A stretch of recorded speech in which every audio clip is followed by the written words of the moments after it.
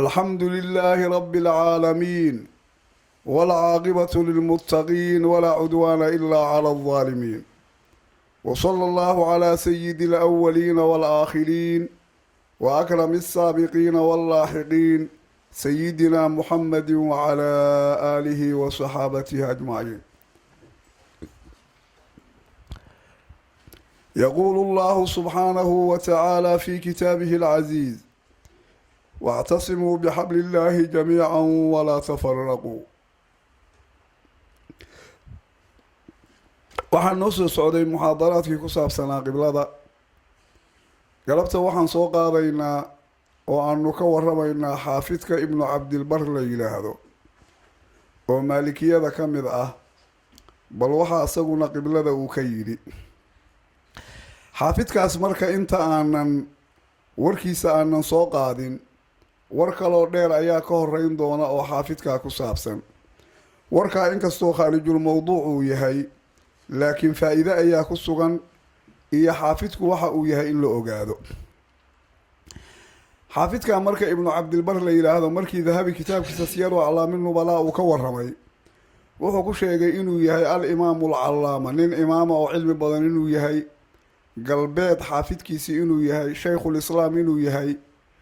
waxaa la yidhaahdaa kuliyadiisa abuu cumar baa la yidhaahdaa, yuusuf ibnu cabdillaahi ibni muxamed ibni cabdilbar baa la yidhaahdaa, ibni caasim annamariyu buu yidhi, namir u dhashay. marka qabiilkiisu waa qabiil la yidhaahdaa namir ibnu qaasid oo markaa carab buu ahaaye wuxuu u dhashay qolada la yidhaahdaa asad ibnu rabiica oo markaa cadnaani buu ahaa. qabiilkaa marka namir baa la yidhaahdaa oo magacoodu waa magaca shabeelka oo kale weeye, laakiin marka la nisbaynahaya annamariyu baa la odhanhayaa oo miimka annamariyu miimka waa la kordhigahaya xagga nisbada naxwo ahaan. maxaa yeele markaa waxaa laga cararhayaa laba hoos dhig oo xidhiila ayaa laga cararhayaa, hal xarafna uu ka horeeyo oo markaa isagoon hoos dhignay. al-andalusiyu alqurdubiyu lmaalikiyu, wadaadkaasi wuxuu ahaa ree andalus buu ahaa. andalusna waa la yidhaahdaa, qurdibi buu ahaa. marka waa kan hadda xaafidulmaqrib lagu magacaabae reer galbeed buu ahaa ee dhulka kan hadda yurub markii diinta islaamku ay soo gaartay. ilaa hadda dhulkan andaluska lagu magacaabo wuxuu ka mid yahay wadanka kan hadda ashbaaniska la yidhaahdo iyo wadanka kan hadda yani burtuqaalka ay yidhaahdaan burtaqiiska, wadamadaasuu ka mid yahay oo waxa weeye waa koonfurta yurub weeye. meesha islaamku marka waa uu soo gaaray, aada buu ugu faafay, xoog badan buu ku yeeshay, ayaga dad badan baa ka islaamay. marka magaalooyin waaweyn baa ka samaysmay oo magaalada mashhuurkaa waxaa ka mid a qarnaada iyo ishbiiliye iyo qurduba iyo rag badan oo culumaa. qurduba magaalo madax u ahay. dad badan oo marka yani culummada islaamka ah ayaa meeshaa kasoo baxay oo calabtii tagtay ha noqoto ama kuwo kalaba ha ahaadeene. laakiin nasiib darro markii islaamku khilaafaadka iyo waxyaalaha ay yimaadeen qarnigii 9aad gadaashiisii, haddii kan hijriga la eego ama midka miilaadiga qarnigii 15aad gadaashiisii, ayaa dadkii muslimka ahaa dhulkaa laga qabsaday oo laga saaray waay. muslimiintii marka waxay noqdeen wax soo haajiro oo marka yacni soo carara iyo kuwo meesha ku hara ee markaa khasab lagu gaalaysiiyo. qaar baa islaamnimadooda in badan way qarsan jireen, ilmihii baa la gaalaysiiyey, masaajidii baa la baabi'iyey. marka sidaas waa ka xaafidulmaqrib waxaa weeye dhankaas dhulkaasuu marka deganaaye galbeedka ah ee yurubta tan hadda anagu yacni aan joogno ku taalla yacni koonfurteeda. saaxiibu tasaaniif ilfaa'iqa, sheikaasi marka wuxuu ahaa buu yidhi tasaaniif oo sarraysa mid leh buu ahaa, kutubo yacni sarreeyuu alifay. wuxuu dhashay buu yidhi hijradu markay ahayd 368 buu dhashay. cilmigii buu dalbay buu yidhi markii hijradu ay 9 ahayd, kabacdi oo 390 markay ahayd waaya wuxuu soo gaaray buu yidhi culummadii waaweynaa. cimligiisu waa uu dheeraaday, sanadkiisu waa uu sarreeyo, sanadkiisu caali buu ahaa. bacdamaa aada cimligiisu u dheeraa, raggii ku waqtigaa ragaysan soo gaarin buu soo gaaray. watakaahara calayhi alaba, korkiisa waxaa ku batay buu yihi dadka cilmiga ka raadinhaya oo dad badan baa wax ka dhagaysan jira. wajamaca wasanafa, kutubuu kulmiya waa uu sallifo, wawahaqa wadacafa. marka yacni waxna waa tawhiiqiya waxna waa daciifiya oo markaa wuxuu ka mid ahaa culummada yacni ahlu jalciga ee tacdiilku ka mid ahaa ee markaa waxa weeye ayagu ka warama axaadiidta sanadkooda ruwaadda ama tawhiiqiya ama tadciifiya. waaka wasaarat bitasaaniifihi alrukbaanu waxyaalaha uu sanifay waxaa la socday buu yihi safarkiibaa meel walba u qaaday wakhadaca licilmihi culamaau zamaani cilmigiisa waxa u khuduucay buu yihi culummada waqtigiisi joogtay. wuxuu kaloo marka yani uu soo guuriyey xaafidka ibnu cabdilbar la yidhaahdo wadaadka xumaydi la yidhaahdo oo kitaabkan aljamcu bayna saxiixayn iska leh waa isaga talaamiidiisa ka mid ah. wadaadkaasi markii uu ka waramahayey waa ragga axaadiidaya ka wariyo wax ka qaatay buu ka mid yahay ibnu cabdilbar. markuu tilmaamahayo wuxuu yidhi abuu cumar faqiihun xaafidun mukthirun caalimun bilqiraa'aati wa bilkhilaaf. waxaa weyu yihi abuu cumar waa nin faqiiha weeye buu yihi oo fiqiga yaqaana, waa xaafid buu yihi ee markaa yacni badiyey buu yihi culumta xadiidka, caalimun bilqiraa'aati culumta yacni qiraa'aadkana waa uu yaqaana, wa bilkhilaafi wa bicilmi lkhilaafi cilmiga cilmu khilaafka la yidhahdana waa uu yaqaanay. marka cilmiga cilmu khilaafka la yidhahdaa macnihiisu waxa weeye waa cilmi qofku yacni uu ku garanayo sida yacni xujooyinka sharciga loo soo arooriyo uu ku fahmayo shubhooyinka iyo waxyaalaha adilada yacni ceebeynhaya oo adilada khilaafiyadana sida loo daafaco ee markaa lagu daafaco in la keeno xujooyin yacni qadciye go-an in la keeno. marka cilmiga cilmulkhilaafka la yidhaahdaa wuxuu ka dhashaa 3 cilmiyo cilmigan mandiqa iyo cilmigan jadalka iyo cilmulfiqigaas. marka yacni waxa weeye qofku markuu cilmigaas mandiqa marka wuxuu ka qaadanhayaa mabaadi'diisa iyo qawaacidda iyo kuliyaadka iyo waxyaalaha qadciyaadka ee mandiqu uu leeyahay. markaa kabacdi buu wuxuu adeegsanahayaa fiqigii iyo masalooyinkiisu u adeegsanahayaa si yacni uu caddeeyo culummada yacni qawaacidooda iyo ijtihaadkooda asaladooda ee markaa shubahada iyo shakiga madaahibtooda yacni lagu soo aroorinhayo si uu uga difaaco waa haddii markaa uu arkahayo masaladaasi masale xaqa inay tahay. marka cilmiga aqoontiisu sida hadda waxa weeye imaamu ghazaaliba uu adeegsan jiray oo dhanka yacni fiqiga laftigiisa iyo dhanka kale muxuu ahaa waxyaalahan marka uu radinhayo kuwan ama falaasifada ha noqoto iyo cilmulkalaamka iyo waxyaalo badan buu adeegsaday iyo cilmigan usuulu fiqiga la yidhaahdo laftigiisa. wa biculuumi lxadiidi warijaali wuxuu yaqaanay buu yidhi culuumta xadiidka iyo rijaasha culumta ku saabsanna waa yaqaan oo ragga yacni axaadiida weliya. qadiimu samaaci wuxuuna ahaa maqlidiisu midkay horreysay oo dadaan raggii ku waktiga ahaa aanay soo gaalin buu soo gaaray bacdamaa isagu uu cimriyay oo ilaa 95 sano uu gaaray. yamiilu fi lfiqhi ilaa aqwaali shaafici xagga fiqiga markii la eego wuxuu u janjeeraa aqwaasha shaafici. isagoo maaliki ah ayuu madhabka shaaficiyada ayuu in badan masalooyinka ku raacay waaka oo dhankaas ayuu u janjeersada isagoo bacdama nin adilada aada u yaqaano uu yahay ay markaa ula muuqata masaa-ishaas in shaaficiyadu ay uga rajaxan tahay madhabka maalikiyada oo markaa uu ku raaco. dahabi marka wuxuu kasoo guuriyey wadaadka abi caliyulkhasaani la yidhaahdo inuu yidhi annahu kaana maca taqadumihi fi cilmi alahari wa basarihi bilfiqhi wa macaani lxadiidi lahu baslatun kabiiratun fi cilmi nasabi walakhbaari. wuxuu yidhi buu yidhi isagoo cilmiga xadiidka ku horeeye fiqigana yaqaanay iyo axaadiida macnahoodii haddana wuxuu aqoon weyn u lahaa oo mathalan yacni aada uu ugu ballaaraa cilmiga yacni abtiriska nasabka iyo akhbaarta tawaarikhda laftigeeda. kitaab weyna wuxuu leeyahay asxaabta laftigeeda uu ku alifay.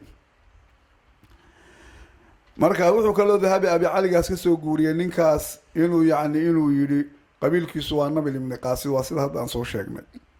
dahabi baa markaa isaguna ka waramay wadaadkaa wuxuu ahaa. dahabi wuxuu yidhi qultu anigu waxaan leeyahay kaana imaaman dayinan wuxuu ahaa ibnu cabdilbar imaam diin leh buu ahaa, hiqatan lagu kalsoon yahay, mutqinan cilmiga sugay, calaamatan cilmi badan, mutabaxiran ee bad ah, saaxiiba sunnatin watibaacin sunno iyo raacid u saaxiiba.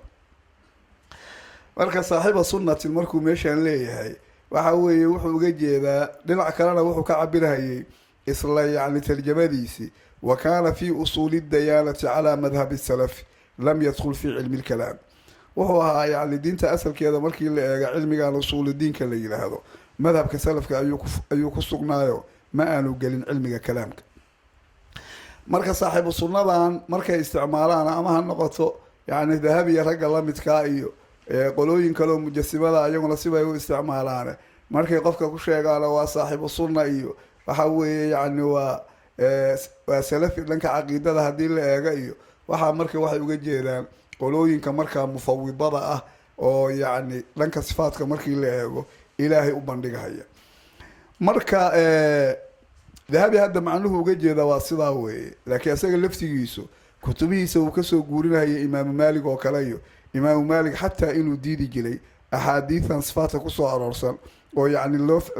laga fahmayo mujasimadu ay u fahmayaan in muxuu ahaa makhluuq ilaahay makhluuqa inuu shabaho xataa welintooda inuu diidi jiray axaadiidaas axaadiidta hadda bukhaari iyo keyr iyo kule oo aada iyo aada xoogaa calaan weyn ka keeni jiray si aan dadku ugu khaldamin oo si kale aan loo fahmin isaga laftiisa kitaabkiisa waa kusoo guuriya taadiibkaan filahayaa inaan ku arkayo laakiin sida kalese waxa weeye ileen markii la eego sifaadka tafwiidka iyo ta'wiilka ashaaciro labada waa ay qabaan ahlu sunno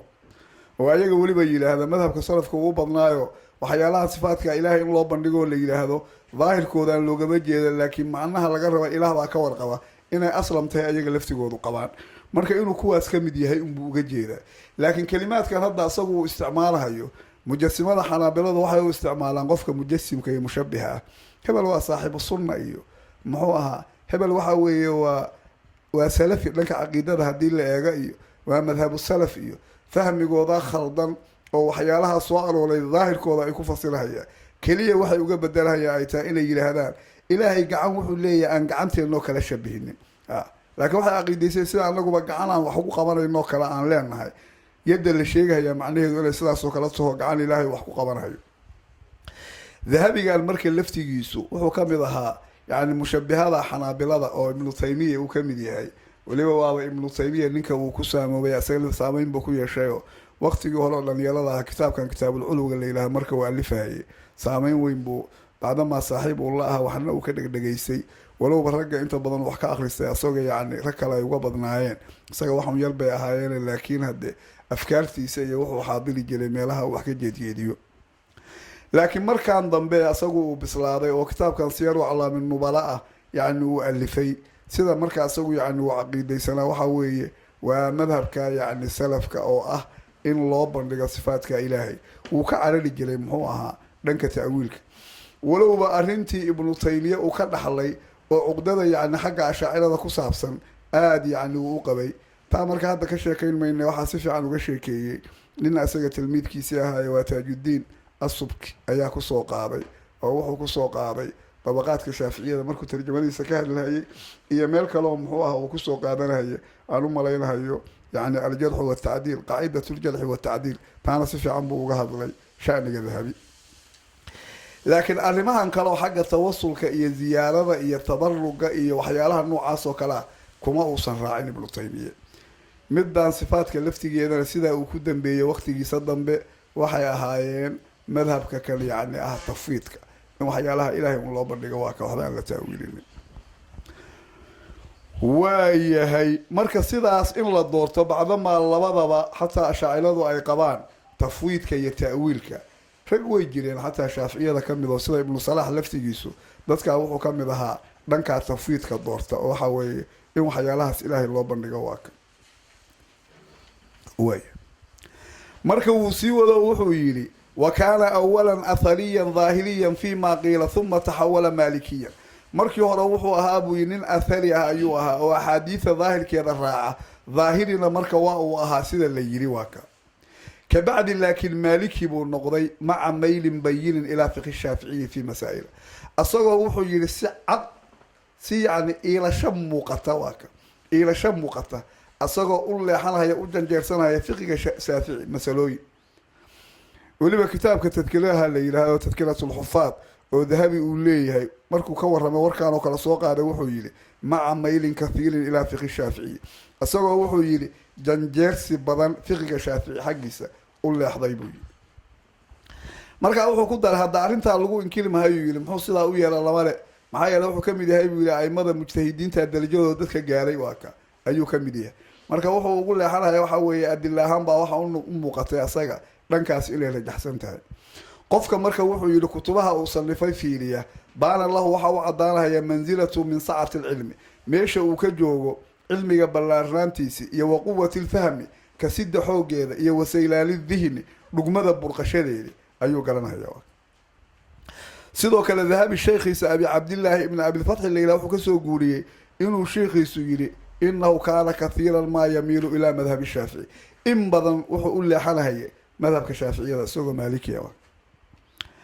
wuxuu haddana dahabi kasoo guuriyey ninka la yidhaahda abi daawuud ilmuqri inuu yidhi abu camar wuxuu dhintay buu yidhi sanata 63 wuxuu dhintay buu yidhi hijradu markay ahayd 463 wastakmala 95 sanatan wa5 ayaam wuxuu dhammaystirtay buu yidhi oo uu gaaray 95 sano iyo 5 maalmood intaasuu cimrigiisu uu gaaray aada buu cimriyey dahabi markuu ka hadlay wuxuu sii yidhi marka qultu waxaan idhi buu yidhi kaana xaafida almaqribi fii zamani wuxuu ahaa buu yidhi galbeed xaafidkiisi buu ahaa waqtigiisi wa fiiha maata xaafidulmashriqi abubakar alkhatiib sanadkii hadda lasoo sheegay oo ahaa 463 oo sanadkaas uu yahay sanadka uu dhintay ninka la yidhaahdo muxuu ahaa ninkan hadda aan ka warramaynay sanadkii yacni hadda uu geeriyooday ibnu cabdilbar isla sanadkaa waxaa dhintay buu yidhi ninkii bari xaafidka u ahaa oo dadka muslimiinta ee bari degan mashriq degan xaafidkooda isla sanadkaasuu dhintay xaafidka marka waa uu sheegay waa abubakar alkhadiib waa abubakar bagdaadi khadiib ulbagdaadi marka khadiib ulbagdaadi ree bagdaadna waa aha shaaficiyadu ahaayo marka waa muwaafaqatulqadar ninna wixii galbeed jiroo dhan ba xaafidka ka dhex muuqdo oo asaguna isku sanad bay geeriyoodeen labadooda waayahay marka warkaan macnaha waxaan usoo qaadanay waxa weeye leexashada madhabka shaafici uu u leexday oo masalooyin sidaa uu sameeyey isagoo maaliki ah waxay tusinaysaa wadaadkaasi inaanu ahayn wadaad mutacasiba wadaadada madaahibtooda u tacasuba inaanu ahayn oo uu yahay dadka adilada fiiriya waa kan sidaa daraaddeed marka waxaa jira ibnu kathiir dabaqaadka shaaficiyada ibnu kathiir uu leeyahay wadaadkaa wuu kusoo qaada markuu marka magaciisa dabaqaadkiisa uu ku sheegay buu wuxuu yidhi waqad athnaa calayhi fi imaamatihi wa jalaalatihi almashaayikhu walaimatu walculamaau bacdahu caylatu walculamaau bacdahu caylatun calaa kutubihi fi musanafaatihim wa mabaaxifihim wa munaadaraatihim wuxuu yidhi waxaa ammaanay buu yidhi oo imaamnimadiisa iyo weynankiisa ku ammaanay mashaa'ikhda iyo aimada culamadii ka dambeysay kutubihiisa faqiir bay u yihiin macnaha kutubihiisa way u baahan yihin way kusoo qaataan culamada ka dambeysay kutubaha ay sallifaan hadday masalo baxtinhayaan munaadaraadkooda doodahooda xagga cilmiga ku saabsan way kasoo qaataan waana wax la ogyahay markuu sheegay intaas ayuu markaa muxuu yidhi marka ila meeshaa waxaa imaanhaya wadaadkan bacdamaa maaliki uu ahaa maxaad marka dabaqaadka shaaficiyada ugu soo dartay wuxuu yidhi walaa yashuku ithnaani min ahli lcilmi annahu kana maalikiya almadhabi faraaca calayhi wa asala wa sharaxa almuwada'a bitamhiidi waاkhtasalahu wa inamaa xamalanaa calaa iiraadihi maca ashaaficiyati qowlu abi cabdillaahi alxumaydiyi kaana abu cumar xaafidan muksiran caaliman bilqiraa'aati wa bilkhilaafi wa biculuumi alxadiidi walrijaali qadiima asamaaci lam yakhruj min alandulis wa kaana yamiilu fi lfiqhi ilaa aqwaali shaaficiyi wuxuu yidhi laba ahlu cilmiga ka midii ku shakin mahayaan wadaadkan ibnu cabdilbar madhabkiisu inuu maaliki ahaa madhabkaasuu wax ka farcaday madhabkaasuu wax ku ta'siiliyey muwadaa imaamu maalik 2 jeer buu sharxay oo sharax weyn oo tamhiid layla wax kasoo guurin doono waa uu ku sharxay kaasuu haddana sii gaabiyo mid istidkaar la yidhaahdo oo asagana aan wax kasoo guurin doono kaana waa uu ku sharxay marka kutubihiisu waxay ku salaysnaayeen madhabka shaaficiyada in badan marka wuu ahaa maaliki inkastuu ahaa nin yacni imaam ah ee hadba adiladu waxay gaadhsiiso markaa isagu dhabaha marhaya marka waxaan u keennay buu yidhi oo shaaficiyadaan ugu soo darray hadalka uu yidhi abu cabdillaahi alxumaydiy wadaadkii hadda uu soo guurinahayay muxuu ahaa dahabi oo waxa weeye ah inuu dhanka fiqiga haddii la eego uu u leexanhayay aqwaasha shaaficiyada markii la eego masaa'il ka mid ah ee markaa madhabka maalikiyada uu ku khilaafay marka uu sii hadlo wuxuu yidhi ibnu kathiir qultu marka waxaan ili buu yidhi min jumlati maylihi ilaa madhabi shaaficiyi leexashadiisa ama janjeersigiisa madhabka shaaficiyada uu janjeersada waxaa ka mid a tasniifuhu fi ljahli bilbasmalati waimtisaaluhu lidalika sanifidda yacni uu wax ku sanifay bisimka in lala jahro iyo gargaarka masalada uu u gargaaro uu u hiliyey wahya min almasaa'ili almashhuurati fi lmadhabi waxayna ka mid tahay salaada marka la tukanayo in basmalada lala jahro مسؤولين كمذهب كأن كان شافعية ذا مشهور قوا بل من أفرادي بل وحي كمتها مسألة داسي وحيالها مذهب كان شافعية يقول لك ليها مركي مذاهبتك لا وهي كالشعار على أصحابنا مسألة يعني أستان بين متوا أصحابتي أن الشافعية لا أستان وتهي من دون سائر الفقهاء وحوي وانا بدنا أن نقد والنهي بفقهاء كله وحوي هذا صدق هذا كله مذاهبتها ما قبان جهر كاسمه هذا لا جهر هيو اسمه wadaadkan marka ibnu kathiir la yiraahdo dadka qaarkood waxay moodaan inaanu faqiih ahayn marka hadii fiqiga inaanu aqoonin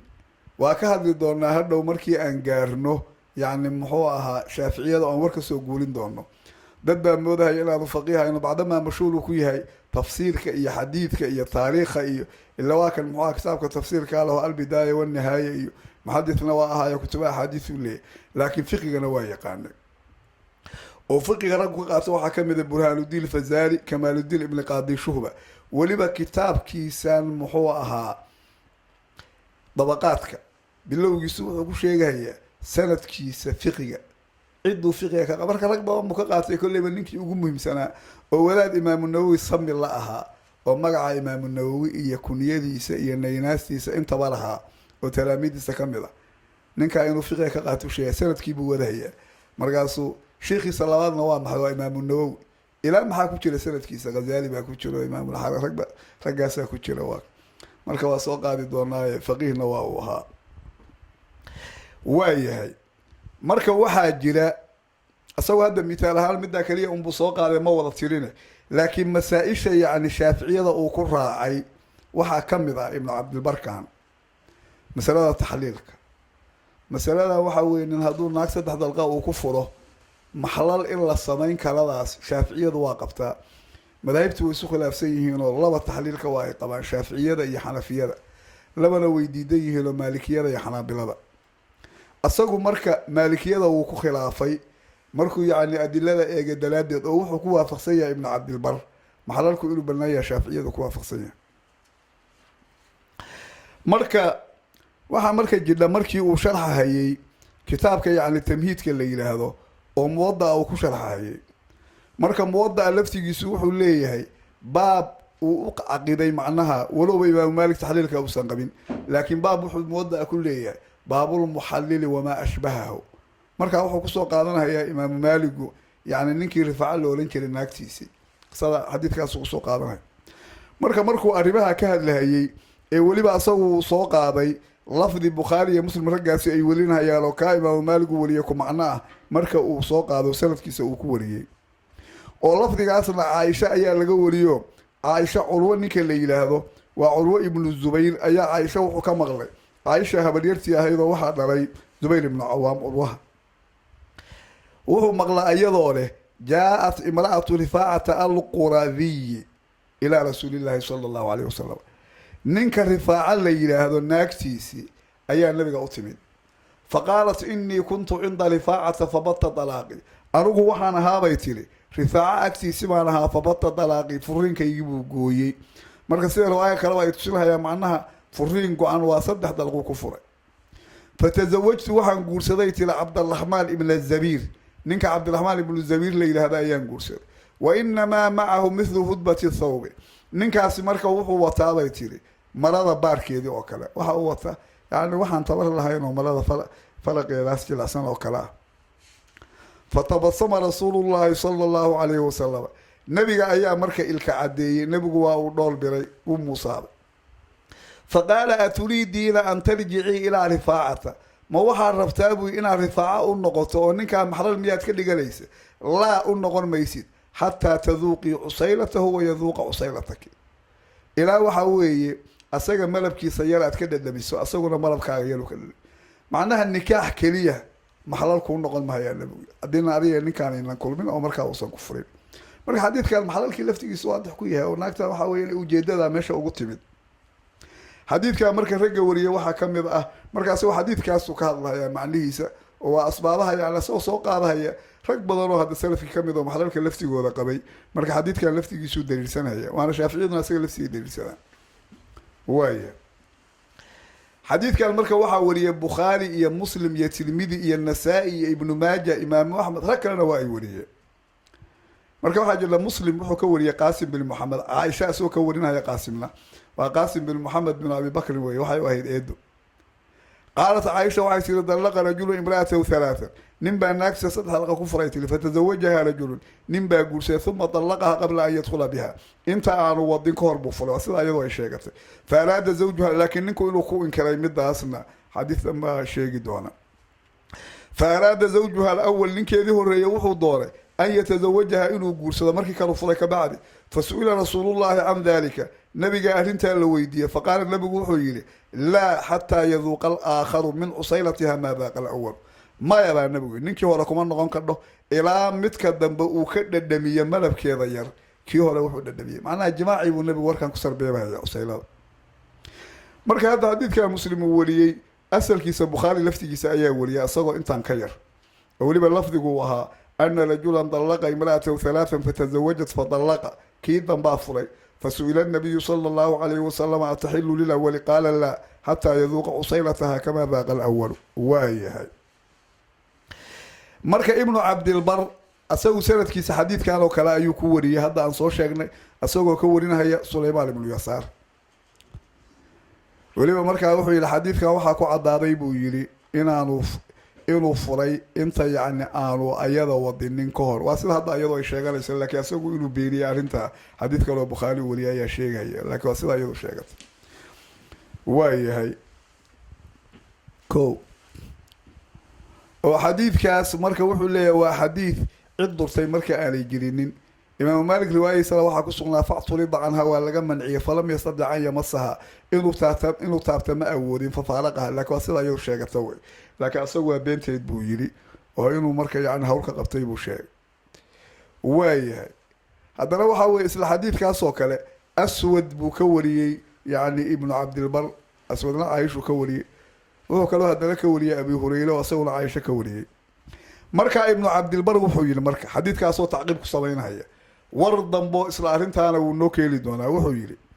wa fii qowlihi sala allahu calayhi wasalam limra'ati rifaacata nabiga yacni dhihidiisii oo haweenta rifaaca uu ku yidhi aturiidiina ma doonaysaa an tarjicii ilaa rifaacata rifaaca inaad u noqoto ma doonaysaa daliilun daliil wuxuu ugu sugan yahay buu yidhi calaa ana iraadata almar'ati naagta doonideeda alrujuuca ilaa zawjiha ninkeedii inay u noqoto waa ninka horeo fura inay u noqoto ay doonto laa yaduru lcaaqida calayha midka ayada dusheeda caqadka ku sameeyey nikaaxiisu waxba u dhibi maayo iyo wa annahaa buu daliil u yahay ayadii laysat bidaalika dooniddaa ay ninka dambe guursanaysay inay ninkii hore ku maxlalatay sidaa ay uga jeeday inaanay ku noqonayn fii macna taxliili xaliilidda macnaheedii almustaxiqi saaxibuhu lilacnati saaxibkiisu lacnada uu mutay oo lacana allaahu almuxallila walmuxallala lahu xadiidkaa nabiga uu ka soo arooray macnahaas ma ku gelayso waaka maxaa yeele waxa iyadoo hadda ay samaysay waa damac qalbiya ee laakiin ma aha waxa kale wax lagu soo qaaday ma aha markii nikaaxu dhacahayo waa laguma soo qaaday waay markaasuu wuxuu yidhi waqad ikhtalafa alfuqahaau fi hada almacnaa calaa maa nadkuruhu bacdu in shaa allah wuxuu yidhi fuqahadu waxay isku khilaafeen buu yidhi macnahan sidaan sheegi doono marka warka uu sheegi doono inta aanan gaarin ayaan hadda waxaan ka hadlaynaa marka iraadadan hadda uu soo sheegay waxyaalo yacni axaadiisoo caddaynhaya haweentan inay sidaa doonayso arrintaasna yacni ay ka dhacday ee weliba ninkeedii laftigeedii nabiga hortiisa uu ku caddaynhayay oo xadiid bukhaari saxiixulbukhaari uu ku wariyey kitaabka kitaabulibaas la yidhaahdo baabu thiyaabi alkhudri baabkaas uu ku wariyey xadiidkaale marka waxaa laga wariyey ciklaba marka inkastuusan saxaabi ahayn ee taabici uu ahaa laakiin sida hadda xaafidku uu sheegay xadiidka gudihiisu caaisho kusoo qaadanaya caaisha waxay tiri uu leeyahay waxaa laga qaadanaya marka caaisho laftigeeda taasaa tusinaysa inuu xadiidka caaisho ka maqlay ragga caaisho wax ka wariyuuna ka mid yahay waa kay riwaayo kalena marka way jidhaayo abu yacla uu wariyey oo xadiidka yacni cikramana uu ka warinayo cikramana cabdullaahi ibnu cabaas markaa laga kasii warinayo laakiin tan baa rajaxan buu leeyahy waaya marka xadiidka cikrama laga wariyey waxay ahayd yacni rifaaca haweentiisii inuu furay haweentii marka waxaa guursaday cabdiraxmaan ibnu zabiir ninka la yihahda ayaa guursaday xadiidka marka qisaa ku jidhay haddii marka gadaal marka aan ka qabanno xadiidka marka waxaa ku jiray ayadii muxuu ahaa ninkeedii inuu maqlay qaala wuxuu yihi cikrama وسمع أنها قد أتت رسول الله وهو مغلى إلهي رسول كيسيني أتمد أيضا أسقي وحاوي نكاني وحوا إيمان دام يوحاله فجاء واو يمد ومعه ابنان له من غيرها أسقوا وته لبا الموت أو وحاوي ناكل أو شيء قالت مركا waxay tiri ayagii wada jooga markii والله ما لي إليه من ذنب إلا أن ما معه ليس بأغنى عني من هذه وأخذت خطبة من ثوبها waxay tiri waxba dambi yaalagu ma haysto walow hada xadiidka qaybtan ka soo guulnay ku jidhay yani garaac ayada ka muuqanayo Aisha ay tustayo Aisha markaa nabiga u sheegtay la murugootay laakiin hadda waxay leedahay waxba uma haysto laga yaabaa garaacaas hadda khalad iyadu ay geysanayso dadkeen marka inuu u dhacay waxba kuma haystay tiri laakiin waxay tiri wax iga deeqayo ma intay baar tinteeda maradeeda baar ka mid inta qabatay taas oo kala xataa waxa weeye aniga iga deeqi maayo فقال كذبت والله يا رسول الله إني لأنفضها نفض الأديم ولكنها ناشزة تريد رفاعة وهو يلي بين باي شيكتي إلهي رسول كيسيو والله أروغو أن تفها يابو سيدا مقارك الله تفه سيدا مقارك الله قلقلان وقلقلها يابو يري ساسا وقلقلها يابو يري ولكنها ناشز لكن والناشز يري تريد رفاعة دولي يساوي يري waxay rabtaa maxalal bay iga dhiganayseen ninkii hore ilay u noqoto marka meel xun bay ka martay mar hadii qofka meel xun laga maro hadda xishood iyo wadaba midna ma yaalo hadda ka hor maalin hore gaalkacayoola oo meelahaas wuxuu tagi jiray qaaliyaasha iyo hadda ka hor noogu sheekeeyey oo yiri idba inta qaali ninku soo dacwooso ku soo noqotay waxay waxba ima dhaamo waxay rabtaa in ninkii waa in la yiraahdo laga fasakho aan dambe wuxuu meesha yimid baa iyadoo warkii ku hadlaysa iyadoo la taagan yahay buu wuxuu yiri inta balbal u tuuray shaqadiisu buu qabsaday buu yiri alla wuxuu yaawshi markay dhamaatay moor kala la arkay inta mariyay isku duwatay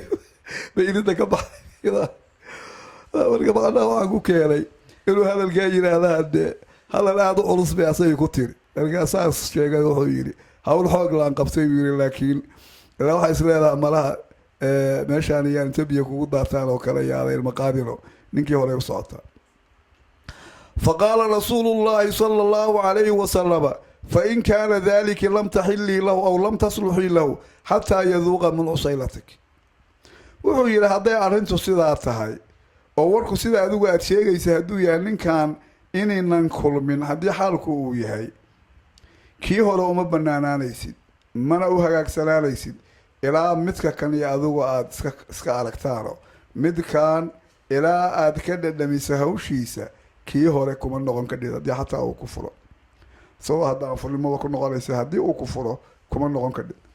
maxaa yeelay hadde qofka markii qof soo dhex galo maxalalkaasi marka wuxuu ansaxayaa haddii kulan uu dhaco qaala wa absara macahu ibnayni lahu wuxuu yidhi nabigu wuxuu arkay buu yidhi laba wiiloo ninkii uu watay رفاعة فقال بنوك هؤلاء ولشان ما أديك ولشان دي أديك مياه لك قال نعم قال هذا الذي تزعمين ما تزعمين فوالله اللهم أشبه به من الغراب بالغراب وحويلي كان وامتك واحد شيغيسو أو واحد شيغيسو أدخل شيكتي إله بان كدارتي ولشان أووات النبي قاله way uga egyihiin ee kaanshaha ayaga u egyihiin uu ka daran yahay ee kaanshaha tuka u egyahay waa laba wiil oo odaga aad u ekaa waana markaa nabigu wuxuu muujinahay warkay sheegayso ninkaani waxba ma hayo inay beentaho alaamada waxaa ilmahan wato aan laga aqoonin waaka oo hataa aan lalahayn waa ilmo loo dhalay oo kale ila qofku ilmuhu aabanimo isaga sheeganaya waa jira inta islaamta meel kale ka keentay laakiin waxaa ilmaha aad uga muuqanaya inaan labadaba laga aqoon aabahood waaya marka xaafidku marka ibnu xajar asqalaani fathul baarigiisa asaguna wuxuu ku soo qaaday qiso kale ee kala u dhacday oo midaan u dhow oo ayadana la oran jiray haweentaas xadiidkaasna waxaa laga warinayaa nin la yiraahdo Ubaydillah ibn Abbas Abdullah ibn Abbas buu la dhashay oo naagta waxaa la oran jiray Qumaysa iyo Rumaysa laakiin midaan hadda ayada waxaa la yiraahdaa Tamiya bint Wahab marka midaan nabiga u timid ayadoo ninkeeda ka sheeganaysa ninkeedu inaanu dhankeedaba gaarin asagii baa isla markii inta yimid buu wuxuu yiri innaha kaadiba nabiyow been bay sheegaysaa buu yiri ولكنها تريد أن ترجع إلى زوجها الأول وهي ربتابي إنك هرين النقطة فقال ليس ذلك لها حتى تذوق عسيلته أرنتا مرهبا النبي إلى أن كان يسكار كان نينكي هوري marka meeshaas lama xal waaya kan in laagtaas maxal ka dhigalaysa nabigu marka nikaax waa baadil mooran laakiin wuxuu yiri hadaysan ninkan damba kulminin ninkii hore ma guursan karayso dikan hada u furo xadiidkaas markii uu ka warramahayay wuxuuna ku soo qaaday xaafidku kitaabu dalaaq buu ku soo qaaday baabku ku soo qaaday xadiidka waxa weeye baabu idaa dalaqaha thalatha marka xadiidka markuu sheegay wuxuu yiri rijaaluhu thiqaatun rijaasha xadiidka wariyo waa kuwa lagu kalsoon yahay sidoo kale xadiidkan waxa soo qaaday ninka la yiraahdo haythami oo kitaabka haythamigaasi marka waxa weeye waa nin xaafid ah ibn hajar asqalaaniga laftigiisa sheekh buu ahaa isku sheekhna way ahaayeen oo ciraaqina waa ka wada dhaxeeyay sheekhna ibn hajar uu ahaa kitaabkiisa majmuuc zawaid la kitaabu dalaaqi baabka mataa tahillul mabtuuta goorta ay xalaal noqonayso naagta dalaaqeeda la gooyay marka asaguna markuu soo qaadahayo wuxuu ka soo naqlinayaa Ubaydullah iyo Fadl ibn Abbas labadoo way dhasheen way wada dhasheen marka isla riwaayada oo kale waxa weyntaan umaysada ama rumaysan la yiraahdo waa shaku min raawi marka uu sheegay wuxuu leeyahay rawaahu Abu Ya'la riwaayada hadda asagu soo qaaday Abu Ya'la baa wariyay rijaalu sahih ragga yani xadiidka wariyana waa ragga ahadiith saxiixa walin jiro Bukhari iyo Muslim raggi wax ka walin jiray way warkii marka ibnu Abdul Bar hadaan u soo noqono uu yiri culimadu marka way isku khilaafeen arrintii uu marka ka hadlay wuxuu yiri culimadu waxay isku khilaafeen buu yiri muhallilka nikaaxiisi tahriimka waxa laga soo guuriyay buu yiri Malik marka yani Imam Malik tahriimkaas marka asagu qaba waaya laakiin waxyaalaha la yaab kale waxa kamid ah Imam Malik oo tahriimka asagu qaba haddana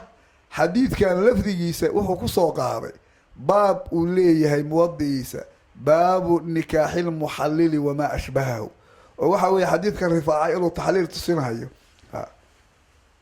in laga qaadanayo ogyahay marka baab uu aqilay walow asaga madhabkiisu sida aan wahayn sida uu qabay marka wuxuu ka soo guuriyay ibn Abdul Bar marka yani tahriimkii oo waxa weeye in la yiraahdo waa xaraam nikaaxa taxliilka Imam Malik wuxuu kale ka soo guuriyay Layth ibn Sa'ad ninka la oran jiray ayuu ka soo guuriyay Layth buu ka soo guuriyay Laythkaas waa Layth ibn Sa'ad Thawri iyo Awzaa'i labada wuxuu ka soo guuriyay laba qowl oo qowl waa laga soo guuriyay xaraam ku sheegaya mid ay leeyihiin waa xalaal ibn Abi Layla oo sawir ragga hore kamid ahaa asagu muhallilka wuxuu yiri inna nikaaha jaa'izu wa shardu baadil asagu marka wuxuu qabaa sida Abu Hanifa oo wuxuu leeyahay nikaahu waa banaan yahay shardi hatta hadii nikaaha lagu yimaado shardiga baaburaha maaha nikaahu waa iska sax taa Abu Hanifa hatta qabo Shaafiicida uu ka sii dheer yahayba wuxuu yiri buu yiri waqala Shaafici wuxuu yiri buu ida qaala hadii uu yiraahdo qofku atazawwajuki wa ku guursanayaa li uhillaki inaan ku baneeyay hebel ninkaagi hore thumma la nikaaha baynana ba'da dhalika marka ka bacdi guurnooma dhaxeeyo haduu yiraahdo fa hada darb min nikah al-mut'ati kani waxa weeye waa qayb oo nikaaha mut'ada kamida wa huwa fasid midki fasida weeye la yuqarru alayhi qofka lagu sugi mahayo marka uu yufsakhu macna wala kala dilahayaa way wala yadaw mana wadinahayo in dakhala biha hadii yani sidaas hadii yani uu sida ugu galo ku dhisto wala wadi ala hada sida hadii uu ku wadiyo waa nikaaxaas markii lala iimaanayay gudihiisa lagu shardiyay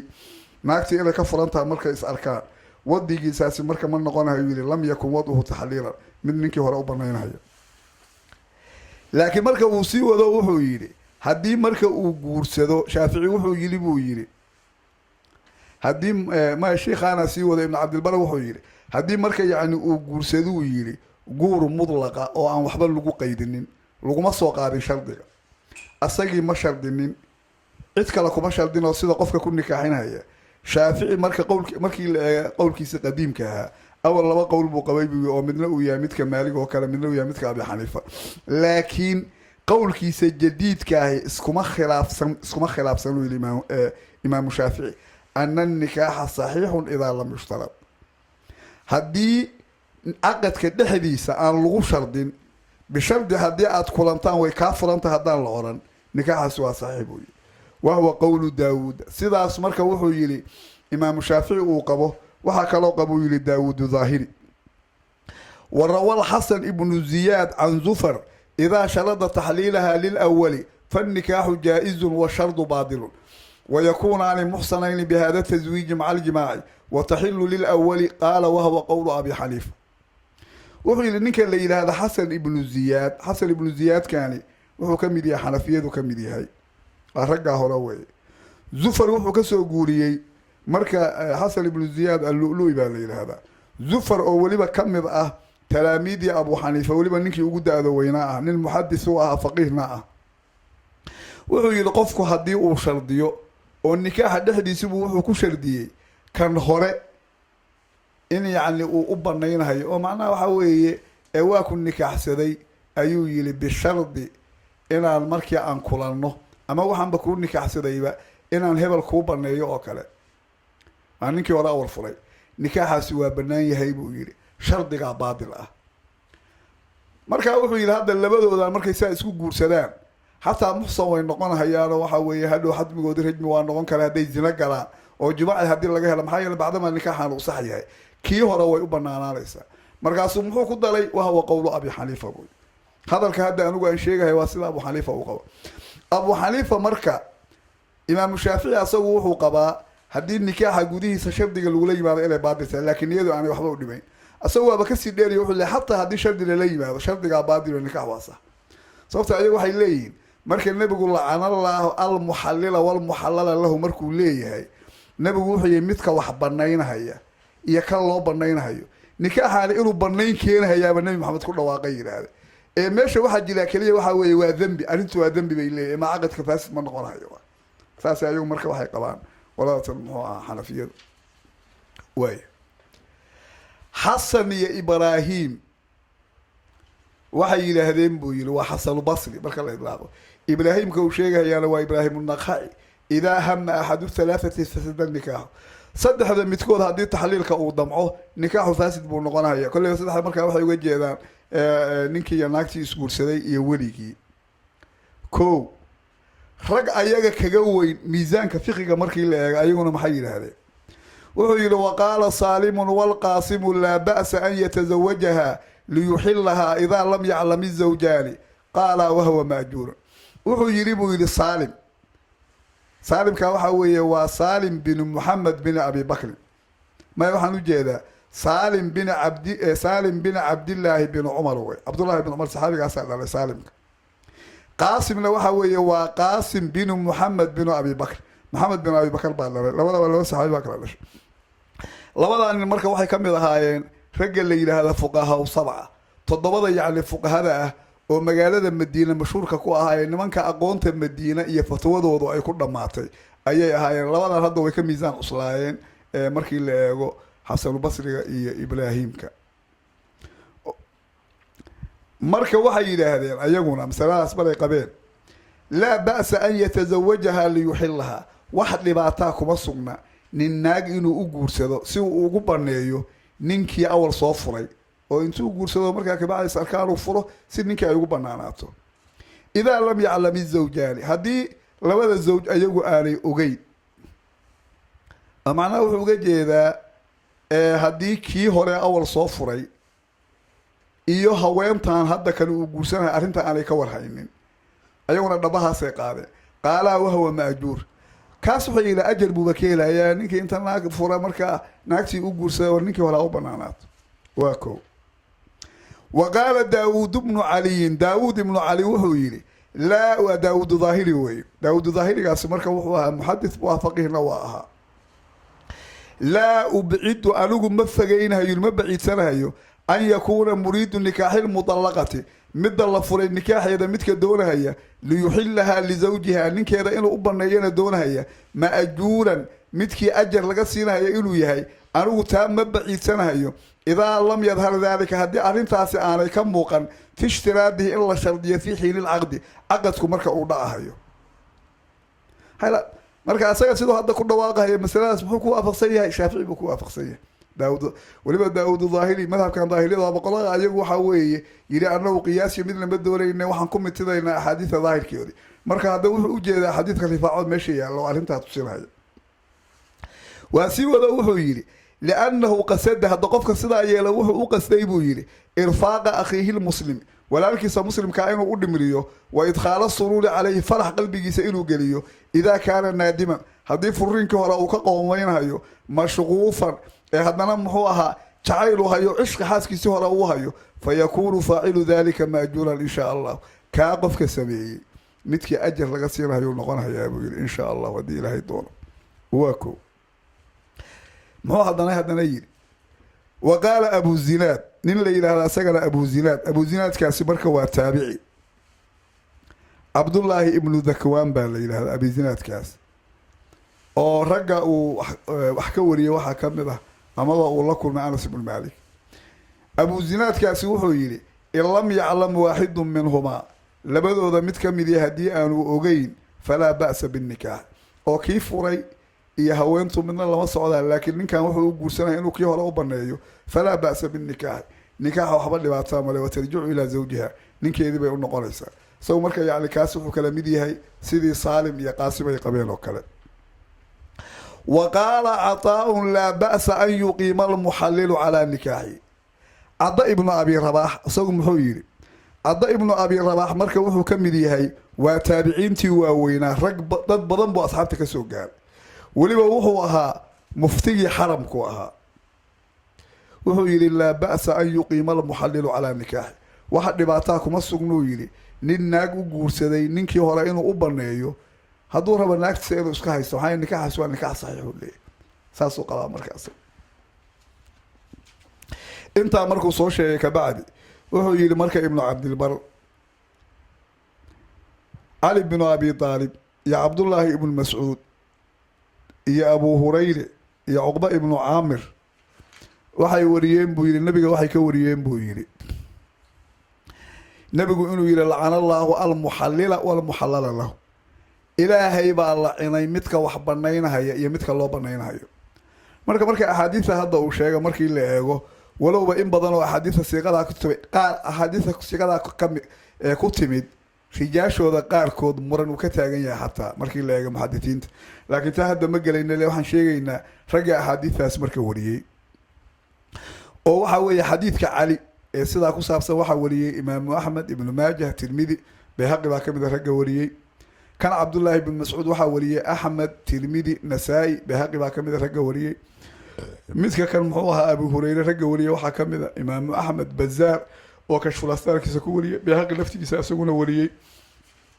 oo meelaha dan soo qaada sulankiisa ku warinaya عقبة ابن عامر صحابي اللي هذا كيسنا وحوري ابن ماجه هي بيهقي واك كو هذا لو سوى وحويلي ابن عبد البر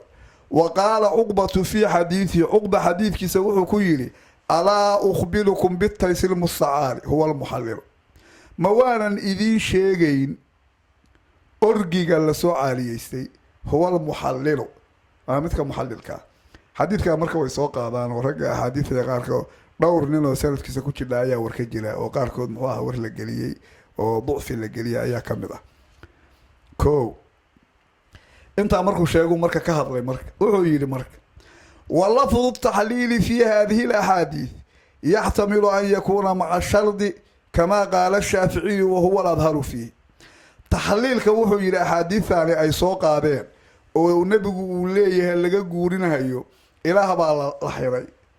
وحو احتماله يا أبو إلى تحليل كحديث وشيء هي إنه يا معنيهسي ماشى مركي شردية له وحو النكاح حصول بجسمه الوسوق هذا نكاح الحديثي سيدا وحو إلى الشافعي ويلي وهو الأظهر فيه وي سيدا صار الظاهرة أيلا وحو إلى المقشبة ضمبوي حديث كمان نسمي سيدا يا محايا سيدا واحد تصيرها يويلي لأن إرادة المرأة إذا لم تقدح في العقد هذه ناكت الدوري ديدو عقد كي علي وحبا قدمين إلا هو كان حديث محان صومرنا هوانتي الرفاعة ننكو نمبا إني أقرسيتي إني محلال كاليغتو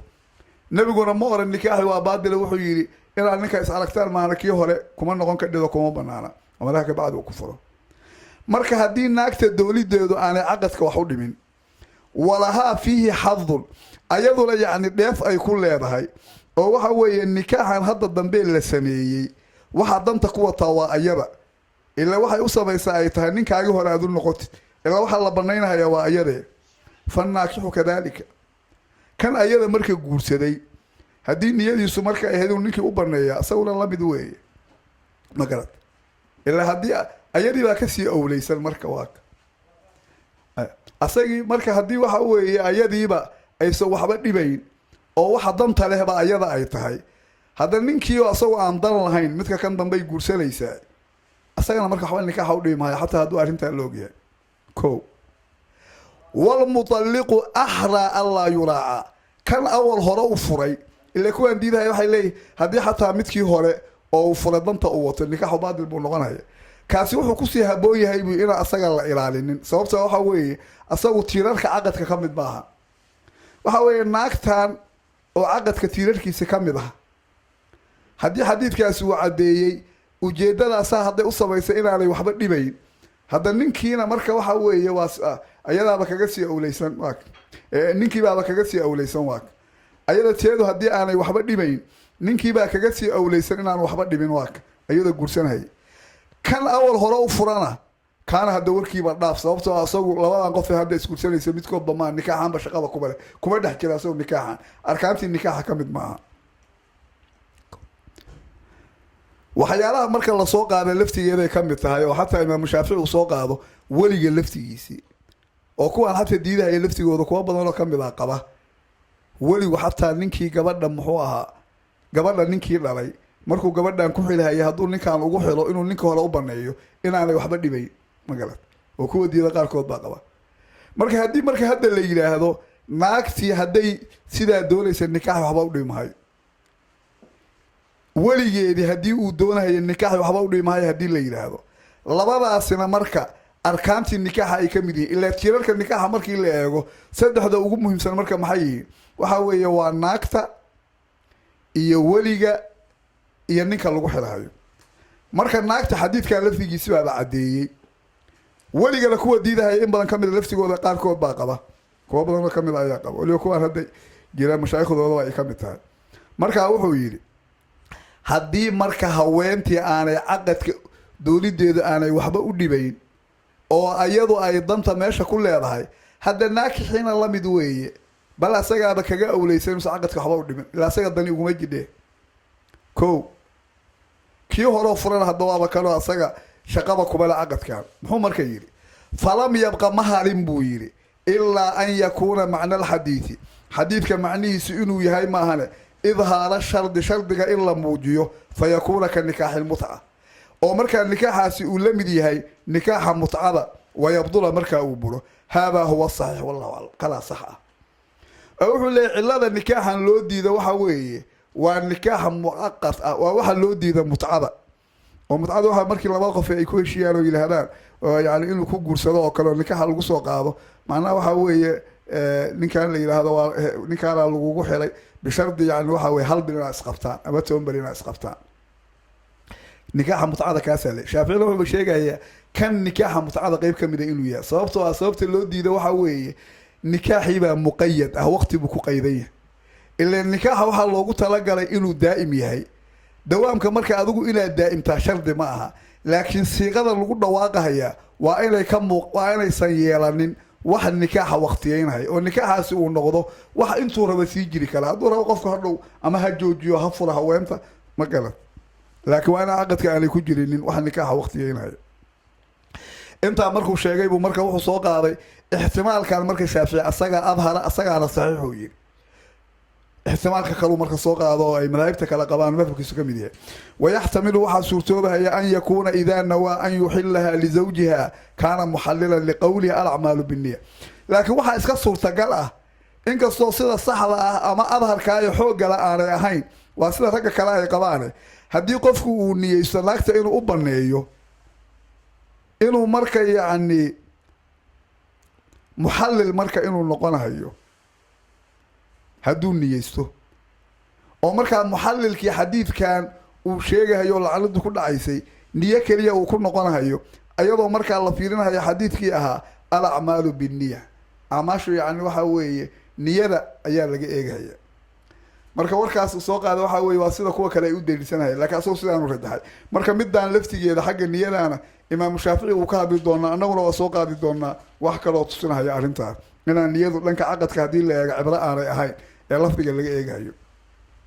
shaafici marka asagu wuxuu arkaa nikaaxa in laga eegahayo lafdiga caqadka ee niyada aan laga fiirinay mar haddii shardiga wax fasaadinaya meesha aanu ku sugnayn oo mathalan in la yidhaahdo oo kale iyo bishardi haddii yani naagtaa is aragtaan inay kaa furmayso waa ka in nikaaxaas uu sax yahay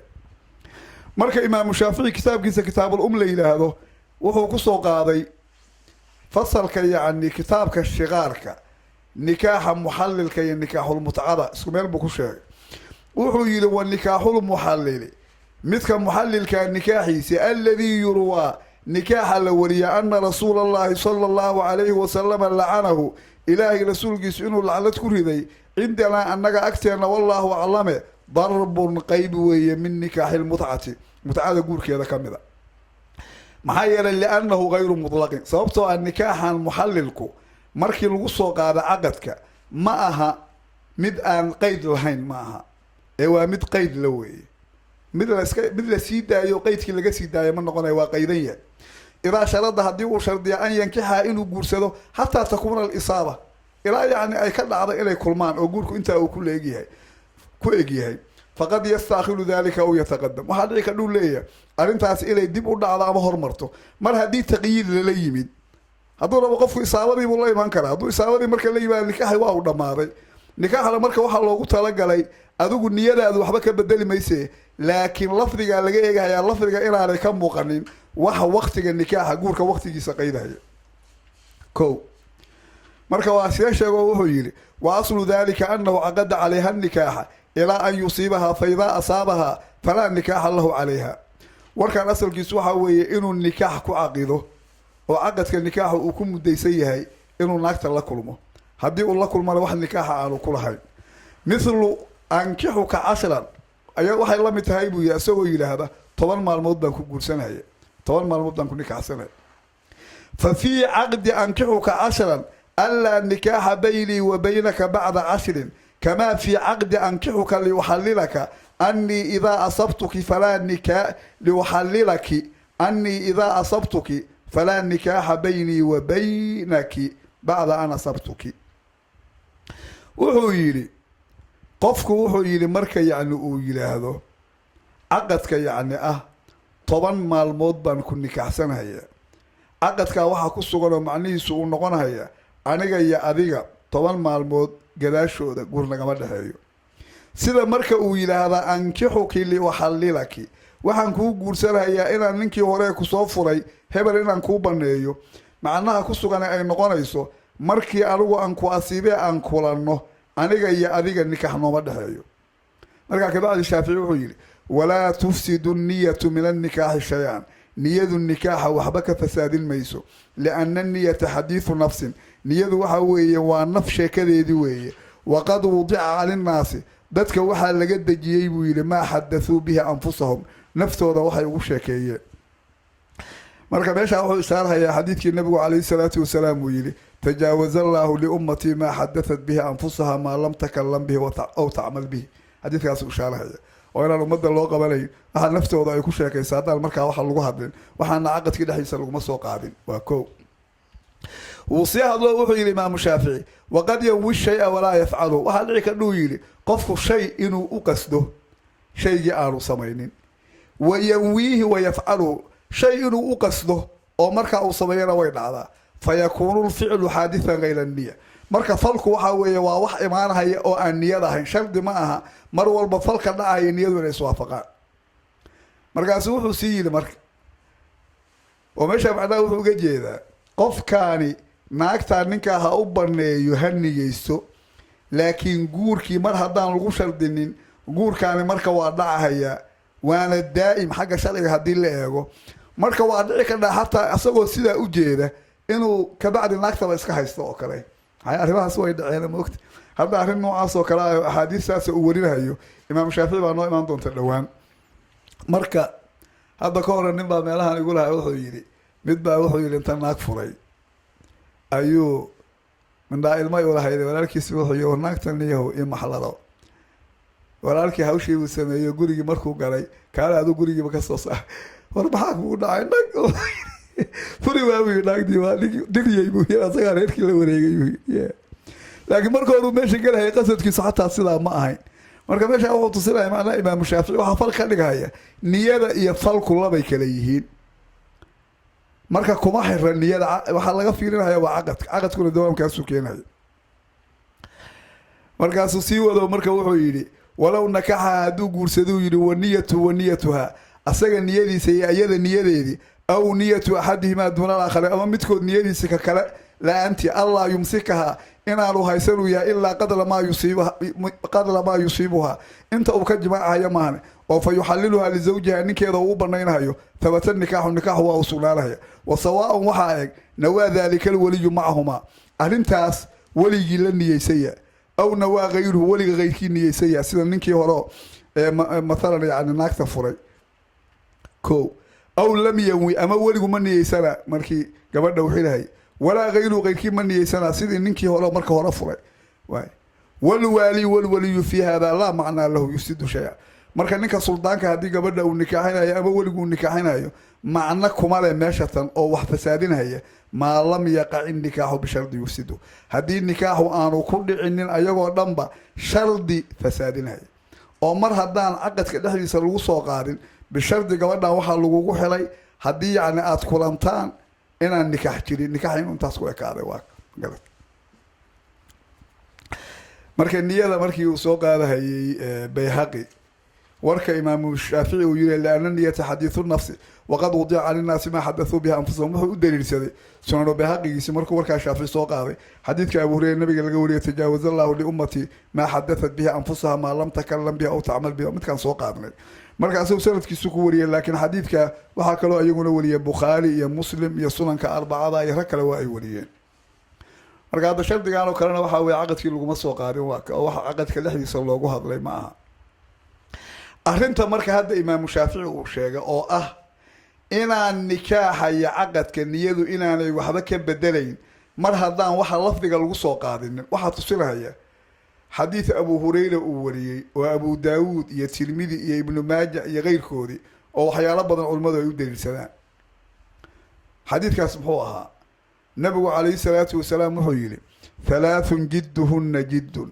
وهزلهن جد النكاح والطلاق والرجعة نبي محيلي صدح نبتود ورب ديال كودنا ورب نكاح فرينك الشسادة ولبدو waxa uga qiyaas qaateen uquud oo dhan marka nabigu xadiidka wuxuu ku cadeeyay hatta nikaaha meelaha dadka yaani taxliilka diida waxa yiraahdaan hadda nikaaha dawaan baa loogu tala galay ninkaana markuu naagtaan guursanayo waxa weeye aasii qabsid uga ma jeedo waxay ka soo horjeedaa xadiidkan marka muxuu ku muujinayaa bal dawaan meesha dhige hatta guurka hadii cayaar loola yimaado guurkaas inuu sax yahay jiray oo مثلا gabadhaadi waa nin waxa ku tiri gabadhaydii baan kugu xilay hebel asagina waa aqbalay khalaas nikaax waana marka muu xadiidkaasi tusinayaa in uquudda lafdi laga fiilay aniya laga fiilay ninka cayaar buu hadda uga jeedo fiinaysa xoma tarinin marka waa sida hadda muxallilku nikaaxa marka la sameeyay waxa way mar hadii lafdigii lagu dhawaaqay niyadu waxba kama bedelmayso uquudda waxa way lafdiga laga fiilay aniya laga fiiliyo marka qolooyinka oranahaya nikaaxan maxlalka marka la sameeynayo guur joogtaa loogama jeedo sidaas oo baadil ku noqonaya hadda kuwan hadda nabigu soo qaaday bal joogtaba u kaadiya hatta guur ba loogama jeedin maxay wixii guur ku noqdeen lafdigii guurka la yimid kaliya guur ku noqdeen waa haylaad soo ka mid tahay sida hadda furinkii marka waa nooca oo kale qofku asagoo dheeleelayo cayaarayo haweentii fulay waa khalaas rajacadi naagtii dalaaqan buuxin buu ku furay asoo ku cayaarayo waa ku soo ceshaday yiri nikaaxiisa ku soo noqoto marka taa marka waxay tusinaysaa warkaan hadda imaam Shaafici uu sheegay ah aqadka xukumkiisu inuu noqonayo lafdigiisu haduusan dawaamkii asoo ka soo horjeedinin niyo inaanay waxba ka bedelayn waaka maxaa hadii hadda niyada la fiirinayo waxay noqon lahayd inaan nikaax cayaar loo sameeyo ama furin cayaar loo sameeyo inaanu dhaceen waliba masalada hatta culimadu waxay ka qaateen uquudda oo dhan aqadka oo dhan culimadu waxay ka qaateen aqadka oo dhan kulligii markii la eego aqadka oo dhanba inuu sidaa yahay وهذا الجوري قاعد هذا قف كتير هذا هبل الجوري يجوا كاجر أنت حسن كاجر وأقبل هدي خلاص جوري أسق أنت هذا كبعد درس عيال وجدي دوار كوجود واحد الغفير لفظي على الغفير يعني واي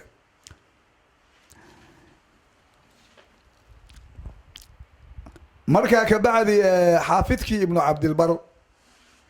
هذا كان ما هو لانصو شيء كبعد أيوم مركا وحو سوق هذا ور عمر بن الخطاب لجوري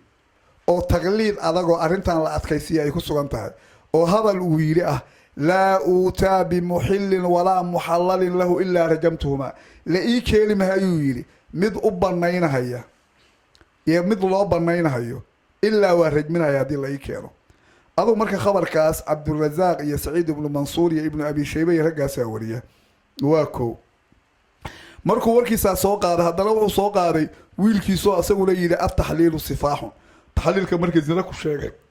hadda in kasoo tahlilka culimada hadda qaar diidahay badankooduba ay diidaan hadii shardi waxaasi ay weheliye ko asagu laakiin hadalka walaba warkan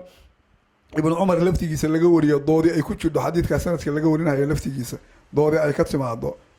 waliba hadda sanad asaga laftigiisa uu soo qaaday oo hadda uu warinayo ibn abd albar laftigiisa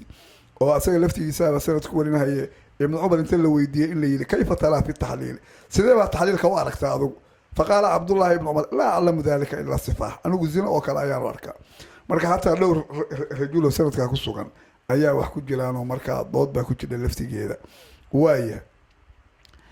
مركا سوق هذا وركا عمر بن الخطاب أيوه حيري ولا يحتمل قول عمر إلا التغليظ warka Umar laga soo guuriyaa ma aqbalayo ilaa adkayn inuu gajeeda maahan laanahu qasaha anhu Umar waxa ka ansaxay annahu wada'a al-hadd 'an al-wadi qofka yaani wadiyay farjan haraman farj harama wadiyay qad jahila tahlimahu inuu haram yahay uu ka jaahil yahay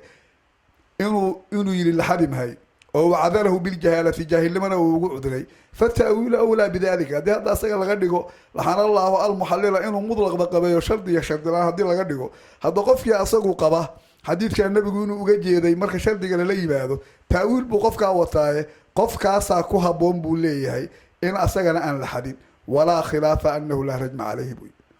qofka sida ku guursada nikaaha inaan la rajminayn tahlilka culimadu ma isku khilaafsan qodobka fuqahada waa maxay yeelo waa mas'ala la isku khilaafsan yahay weeye oo rag badan oo salafka kamid ah ayaa banaynaya iyo madaahibta laba kamid ah waaya waxaan la isku hayaa la daliilsadaa xagga nabiga hadii la eego waa xadiidka Allah al-muhallila oo qolana waxa weeye ay leeyihiin niyadiina waa la mid qolana ilaa ma niya maahane waxa weeye waa hadii lafdiga lagu soo qaado waa ko marka hadalkan uu ka soo guuriyay ibn abd albar umar uu ka soo guuriyay war ka duwan ayaa imaam shaafici riwaayaad kale soo guurinaya umar oo warkan hadda laga sheegay ka duwan ah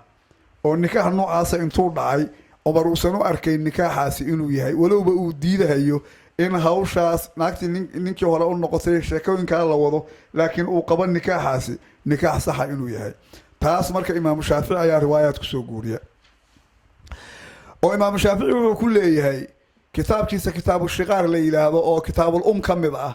nikaaxa muhallilka iyo nikaaxul mut'a baabka sida uu aqday ayuu wuxuu yiri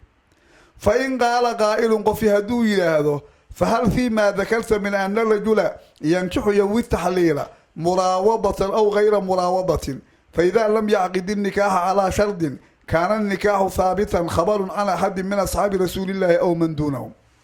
وإلى هديق في أويل وحا أضوات شيكتي سؤال بك جوابه معناه هدي سؤال قفي وعنيق يويدي وإلى هذا وحا أضوات شيكتي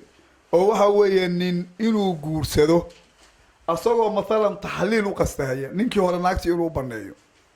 arrintaas marka ku dhacdo muraawada ama غير muraawada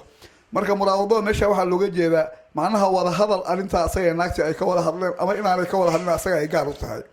marka muraawadada asalkeedu hore waxa la yiraahdaa mudaaraadka waa la yiraahdaa hadana muwaasafada badacooyinka la kala gadanayo tilmaamta laakiin meesha hadda waxa looga jeedaa waa mukaalamada oo ama yaani labadooda ka wada hadleen ama niyadaas ninka gaar ha u ahaato hadii marka nikaaxu uu san shardi ku dhicin nikaaxaas inuu thaabit yahay arrintaas adigu aad sheegtay khabar ma u haysa وأصحاب رسولك حق وذاك يمين أما ضد فيك السكي قلت وحن أرانا هيابو يري إمام الشافعي فيما ذكرنا وحن أنه شيخني ومن النهي على المتعة اللي يسكت ديدا والنبي أحاديث أي كتمت وأن المتعة هي النكاح إلى أجل متعة إليتها نكاح مضى كان بس يدويها النكاح مضى ليسا وقسم متعة كم يدينويا كفاية انت أسهر ثقافك كفي لنبوير كو حادثة أن مركا ووري النيبوي محويل مركا إمام الشافعي وحويل وقال أخبرنا مسلم ابن خالد عن ابن جليج عن صيف ابن سليمان عن المجاهد وحويل مسلم ابن خالد وحو نو شيغاي بيري ابن جليج وحو نوغا شيغ ابن جليج صيف ابن سليمان وحو كوري سيف ابن سليمان المجاهد وحو كوري قال طلق رجل من قريش امرأة له من او وحو قريش كميدا ايا ناق وقبو فري بو فبطها ناقتي دلاقيدي وغويو صدح دلقو كفر فمر بشيخ وابن له من العرب نينكاس marka uu soo maray nin oday ah iyo wiil uu dhalay oo reebaadiyaha kamida fi suuq ku soo maray qadima bi tijaarati lahuma waxay marka yaani la soo galeen ganacsi ayaga u sugnaaday marka kulleeyba sida muuqata hadee waxba badan ma haysan ilaa waxa uu yaro laga yaabo dad reemiye hadan neef wataan waxa uu yaro marka ay garanayeen ayay wateen faqala lil fata midkii dhalinyarada ahaa wuxuu yiri hal fiika min khayr niya wuxuu yiri khayr ma kugu sugaya ثم مضى ثم كر عليه فكمثلها انت سيدا يري ونيا wax khayr ma leedahay khayr ma kugu sugay buu ka dhaqaaqay hadana waa ku soo rogaal celiya fakamithliha faqala kamithliha hadalkii oo kale uu yiri wuxuu yiri ونيا khayr ma leedahay ثم مضى hadana waa ka tagay ثم كر عليه uu ku soo rogaal celiya fakamithliha faqala kamithliha hadalkii oo kale uu yiri wuxuu rabaa inuu yiraahdo naagta ee maxal marka hadana xooga waa arin dib badan oo qof kale isma yaqaaniino هذا هو كتير يا قال عمرك الدنبي ولا خير ولا هني وما حاجة ربطها قال وحي فأرني يدك قعنت هذا يتصيبه يري قعنت أسوته فانطلق به مركب ولا تقول كنا يراه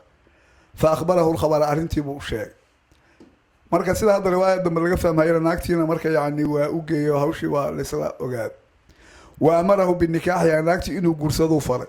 فالنكاح هو جرسده فبعث معها ولبري فلما أصبح مركو وابريسي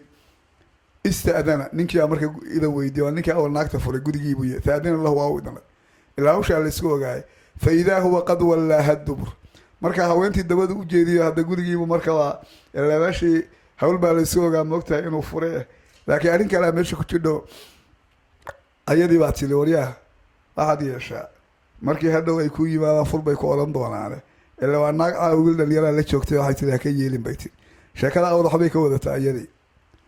markii wiilkii marka awal wayna la ballantay asagii markuu yimid riwaayada ma si cadeyn doonto uu dhaqaaqay faqaalat waxay tiri wallahi la in dalaqani la ankihuka abadan bayti ilaah baan ku dhaartay hadduu i furo midka kale ku guursan maayo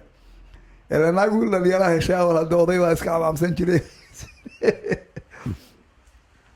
fadukila dhalika li umar arinta umar baa loo sheegay فدعاه ولو أيضا لفتي يصير روايك لا شيء جيسو عمر أطق بيكتير نجي لفتي جيسي ويلكي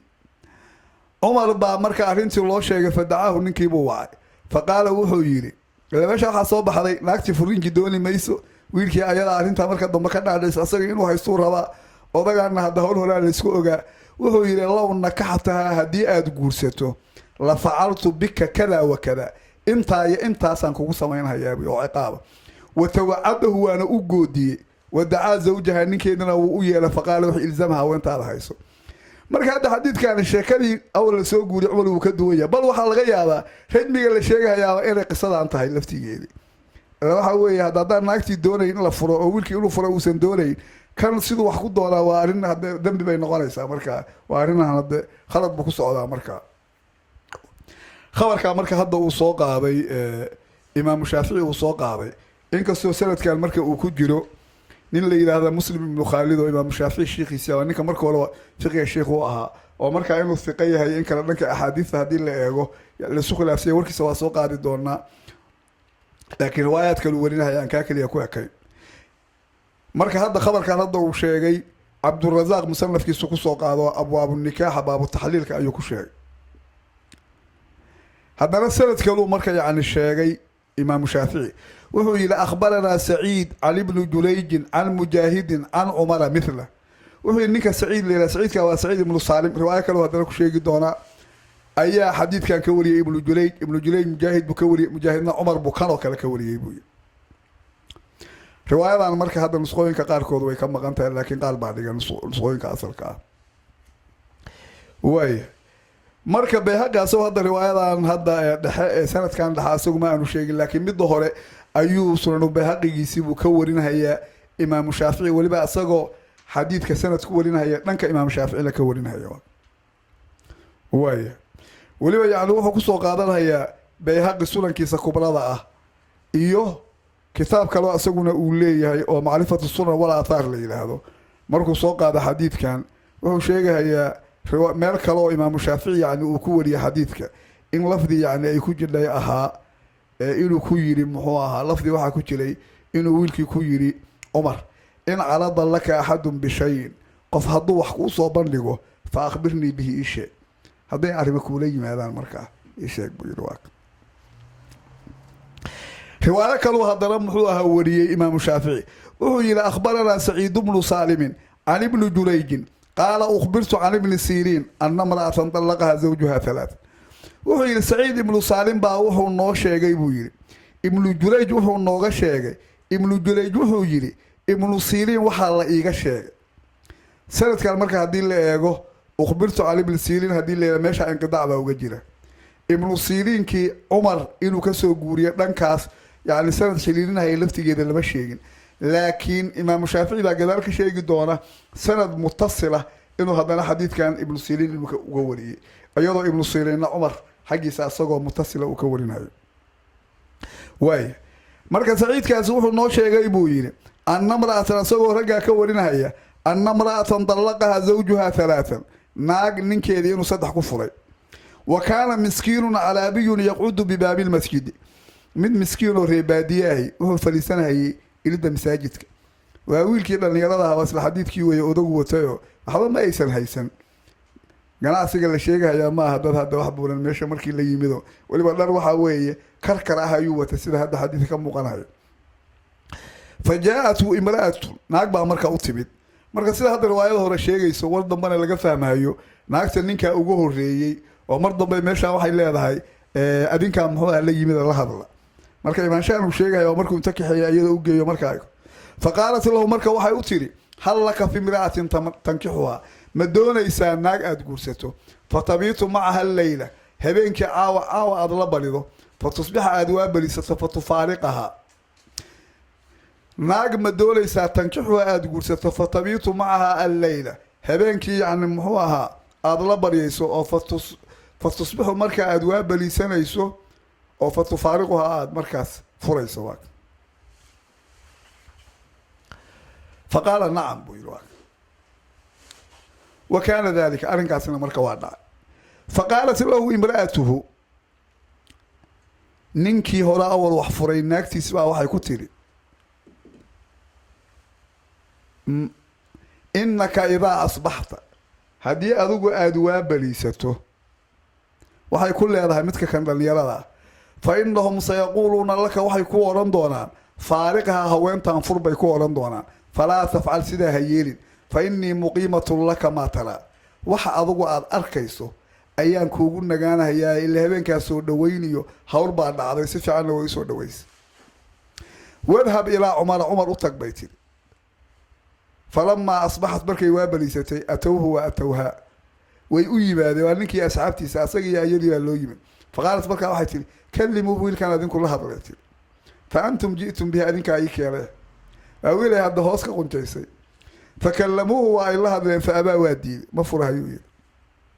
وانطلق إلى عمر بؤتك فقال عمر وحيري إلزم امرأتك أنك هذا لازم ريرك على حيث مركونا أقول لكم حب كوكور سيدي ولقوه الشيء هلقوه الشيء أنك ننك حلله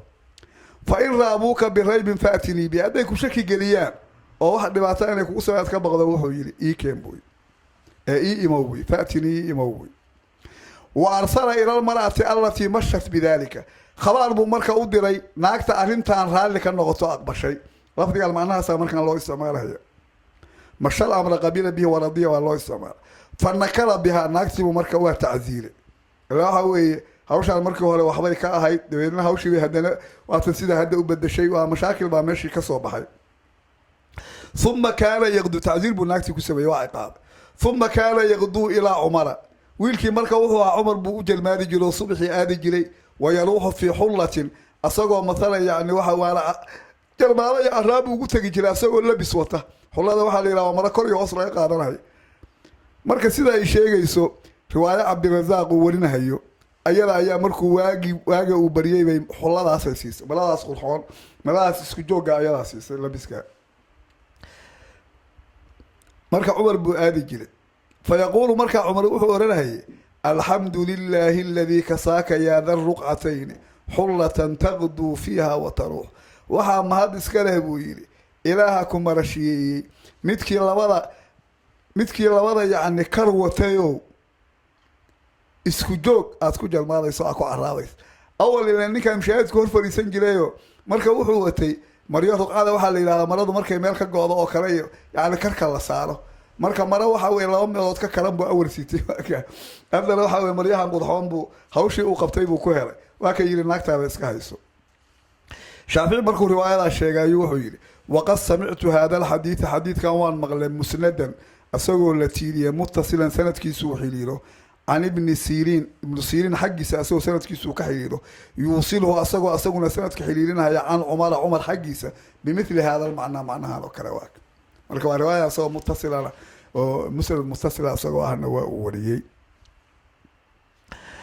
marka haddii marka la eego cumar hawshiisina hadda waa kaasoo hadda midii hore muxuu ahaa awal lasoo guuriyey waxaa laga yaabaa hadde xadiidka si guud baa loo soo guuriyaaye macnaha uu laga hadlahaya ahayd macnaha noocaan oo kalea wixii u dhacay marka intaa waxaa ka muuqatay cumar inuu qaba nikaaxan inuu sax yahay hadduu nikaaxan uu sax yahay oo ninkaan hodhow gabadha uu furo inuu u noqdo yaa u diidaya waxaa aayaddii baa meesha taagan oo ilaahay waa kale yani waxa weeye haddii uu furo ma nikaaxsanahayo ma ceshan kara xataa tankixa zawjan gayrahu fain dallaqaha falaa junaaxa calayhima an yatalaajaca waaka marka waxaa axaadiidta ka soo baxday nikaaxaasi inuu sax yahay laftigiisu inuu qabay waa marka laakiin haddaan ka hadla marka sanadka ninkii hore oo muslim ibnu khaalid ahaa muslim ibnu khaalid ninkaa la yidhaahdo oo sanadkii u horreeyay ku jira laakiin dhowr sanad buu ku wariyay shaaficiya ninkaasi marka waa maka faqiiheedii buu ahaa waxa weeye waa sheikha imaamu shaafici marka hore ninka fiqiga uu ka bartay weeye waana ninka xagga aqoonta fiqiga maka ka magacownaa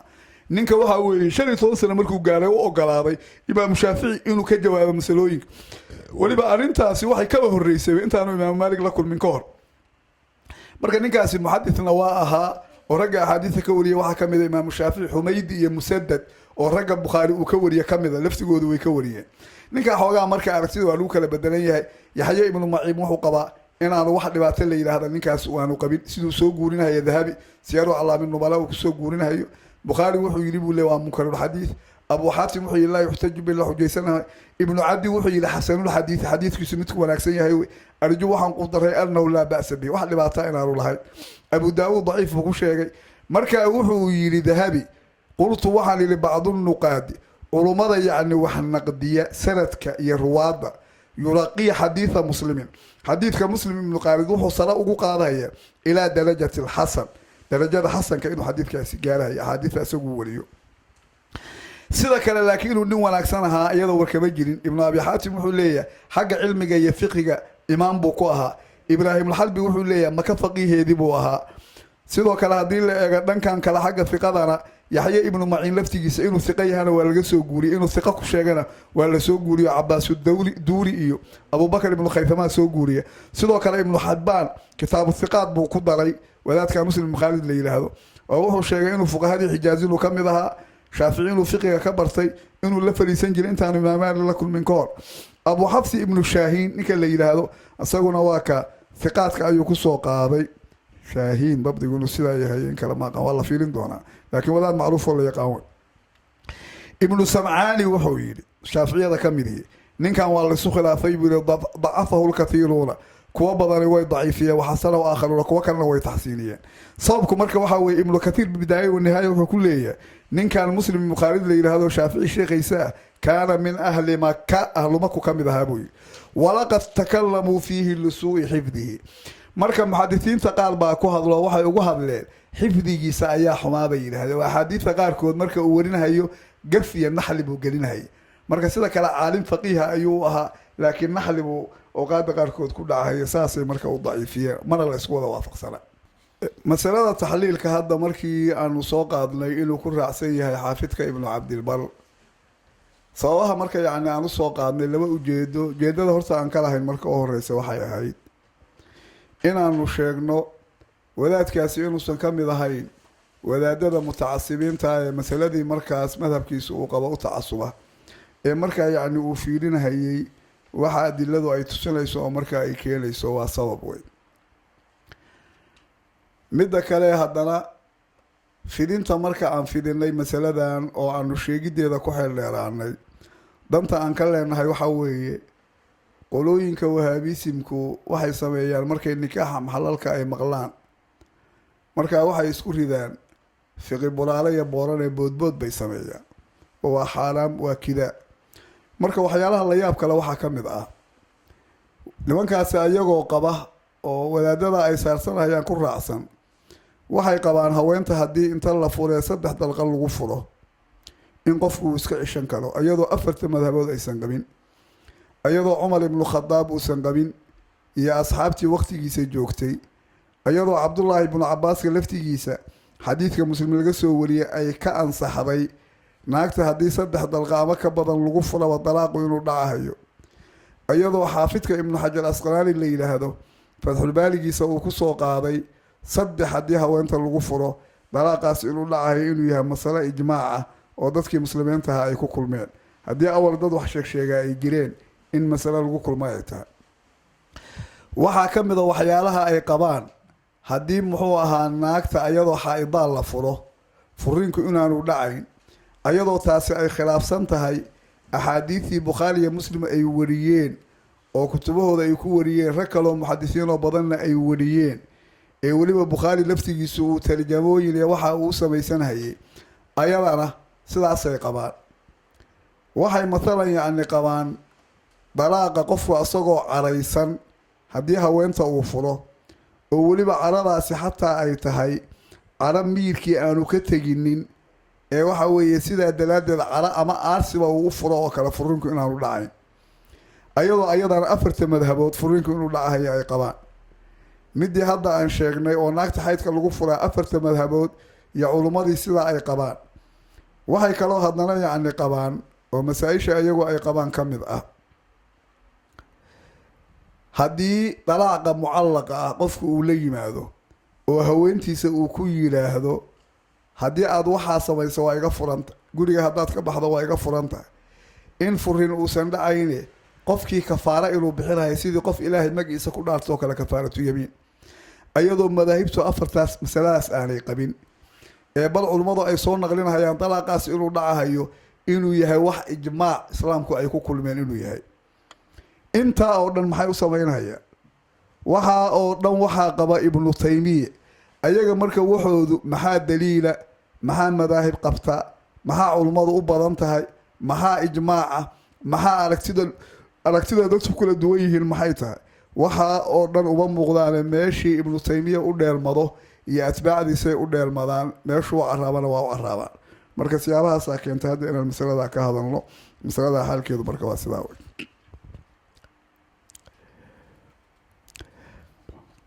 marka hadda axaadiidtii hadda ugu dambeeyay aan soo qaadnay oo imaamu shaafici asagu uu sheegay axaadiidtaas bayhaqi wuu warinhayaa oo sunankiisa wuu ku warinhayaa isagoo weliba sanad ku warinhaye dhanka imaamu shaafici ka warinhaya kitaabkiisaas macrifatul aan soo qaadnay uu leeyahay bayhaqi uu leeyahayna isagana wuu kusoo qaadahayaa macrifatu sunan wal aathaar la yidhaahdo labadaba wuu kusoo guurinhayaa labada xadiid ee dheerdheer ee waxa weeye aan soo marnay marka haddaba arrimihii aan soo qaadnay marka waxaan ka ogaanay in xaafidka ibnu cabdilbar la yidhaahdaa inaanu ahayn nin mutacasib ah xaafidka ibnu cabdilbar la yidhaahdaa marka uu ka hadlay qibladii buu ka hadlay oo wuxuu uga hadlay kitaabu salaad kitaabka kan marka uu sharxahay 2 sharaxo uu leeyahay oo tamhiid iyo istidkaar la yidhaahdo oo muwadda ibnu maalik uu ku sharxayo marka wuxuuna kusoo qaada warkaa uu kaga hadlayo kitaabu salaat maa jaa fi lqibla. marka tamhiid wuxuu ku yidhi markuu wariyey kabacdi xadiidkii maa bayna almashriqi walmaqribi qibla, markuu xadiidkaa wariyey kabacdi ayuu sanadkiisa wuxuu uga warinayaa nin talaamiidii ka mid ahaa rag imaamu axmed. ninkaasaa wuxuu yidhi samictu abaa cabdallaahi baan maqlay, macnaha wuxuu ujeedaa waa axmed ibnu xambal kunyadiisi bay ahayd, yaquulu asagoo odhanaya markuu xadiidkaa ka hadlahayay maa bayna almashriqi walmaqribi hada fi kuli lbuldaani, macnaha warkaani wuxuu ku saabsan yahay dhulka oo dhan waa sidaa. qaala wuxuu imaamu shaafici wuxuu imaamu axmed uu yidhi buu yidhi wa tafsiiluhu warkaa fasirkiisu waxaa weeyuu yidhi ana haadaa midkan almashriqa ee bariga kan qoraxdu ay ka soo baxdo waa ashaara biyasaari bidixdiisuu ku ishaaray buu yidhi, wa haada almaqrib iyo gabaldhacan waa ashaara biyamiini midigtiisuu ku ishaaray. qaala wuxuu yidhi wa haadihi alqiblatu fi maa baynahumaa, qibladu labadan bay udhaxaysaa buu yidhi, wa ashaara tilqaa'a wejhi wejigiisa hortiisuna ishaaray. qaala wuxuu yidhi buu yidhi ninkaasaa kasoo guurinahaya oo tilmiidkiisa ahaa imaamu axmed. qaala wuxuu yidhi buu yidhi kolleyba warkiisa marka la fiiriya si laga qaadanayo waa nin yani uu marka hore wax ka warinayo oo la yidhaahdo muxuu ahaa magiisa waxaa la yidhahdaa ninka cabdullaahi ibnu maxamed baa la yidhahda. marka wuxuu yidhi buu yidhi qaala wuxuu yidhi buu imaamu axmed wahaakada fi kuli lbuldaani, dhulkoo dhanba xaalku waa sidaas wey oo waa qibladaa ballaaran ilaa bimakata cinda albeyti, qofku markuu maka joogo oo kacbada agteeda uu jooga maahan. alaa taraa anahu ida staqbala rukna, ma waadan arkayn buu yihi qofku markuu tiirka kacbada mid kamida uu qaabilo oo wasaala canhu shay-an xoogaa uu ka wareego wa in qalla haba yaraade faqad taraka alqiblata, qiblada yani inuu ka tegahayo waa. qaala wuxuu yihi walaysa kadalika qiblatu lbuldaani, dhulka kale qibladoodu sidaa ma aha, waxa weeye waa qiblo ballaaran weye.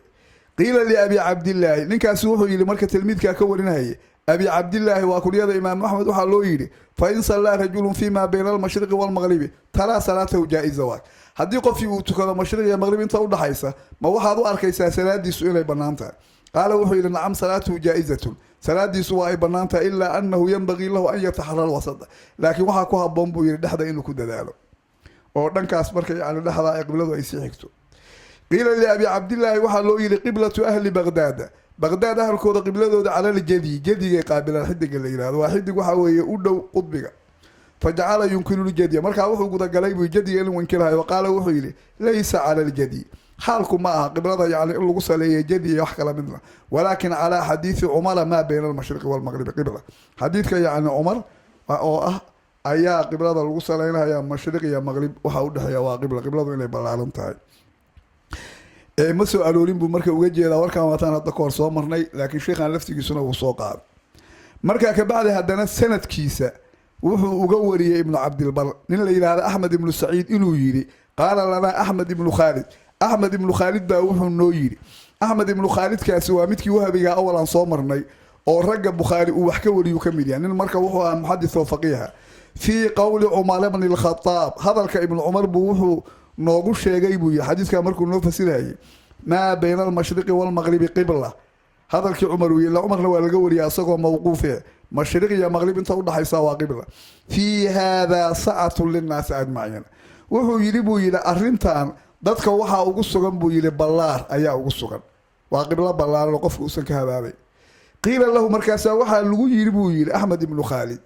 antum taquuluuna, adinku waxaad leedihiin inahu fii ahli lmadiinati, ahlu madiinu ahaada, ilaa xadiidku markii maa bayna almashriq walmaqrib madiinu kusoo arooray moogta, ilaa qolo walba qibladood maa bayna almashriq walmaqrib ma ahne.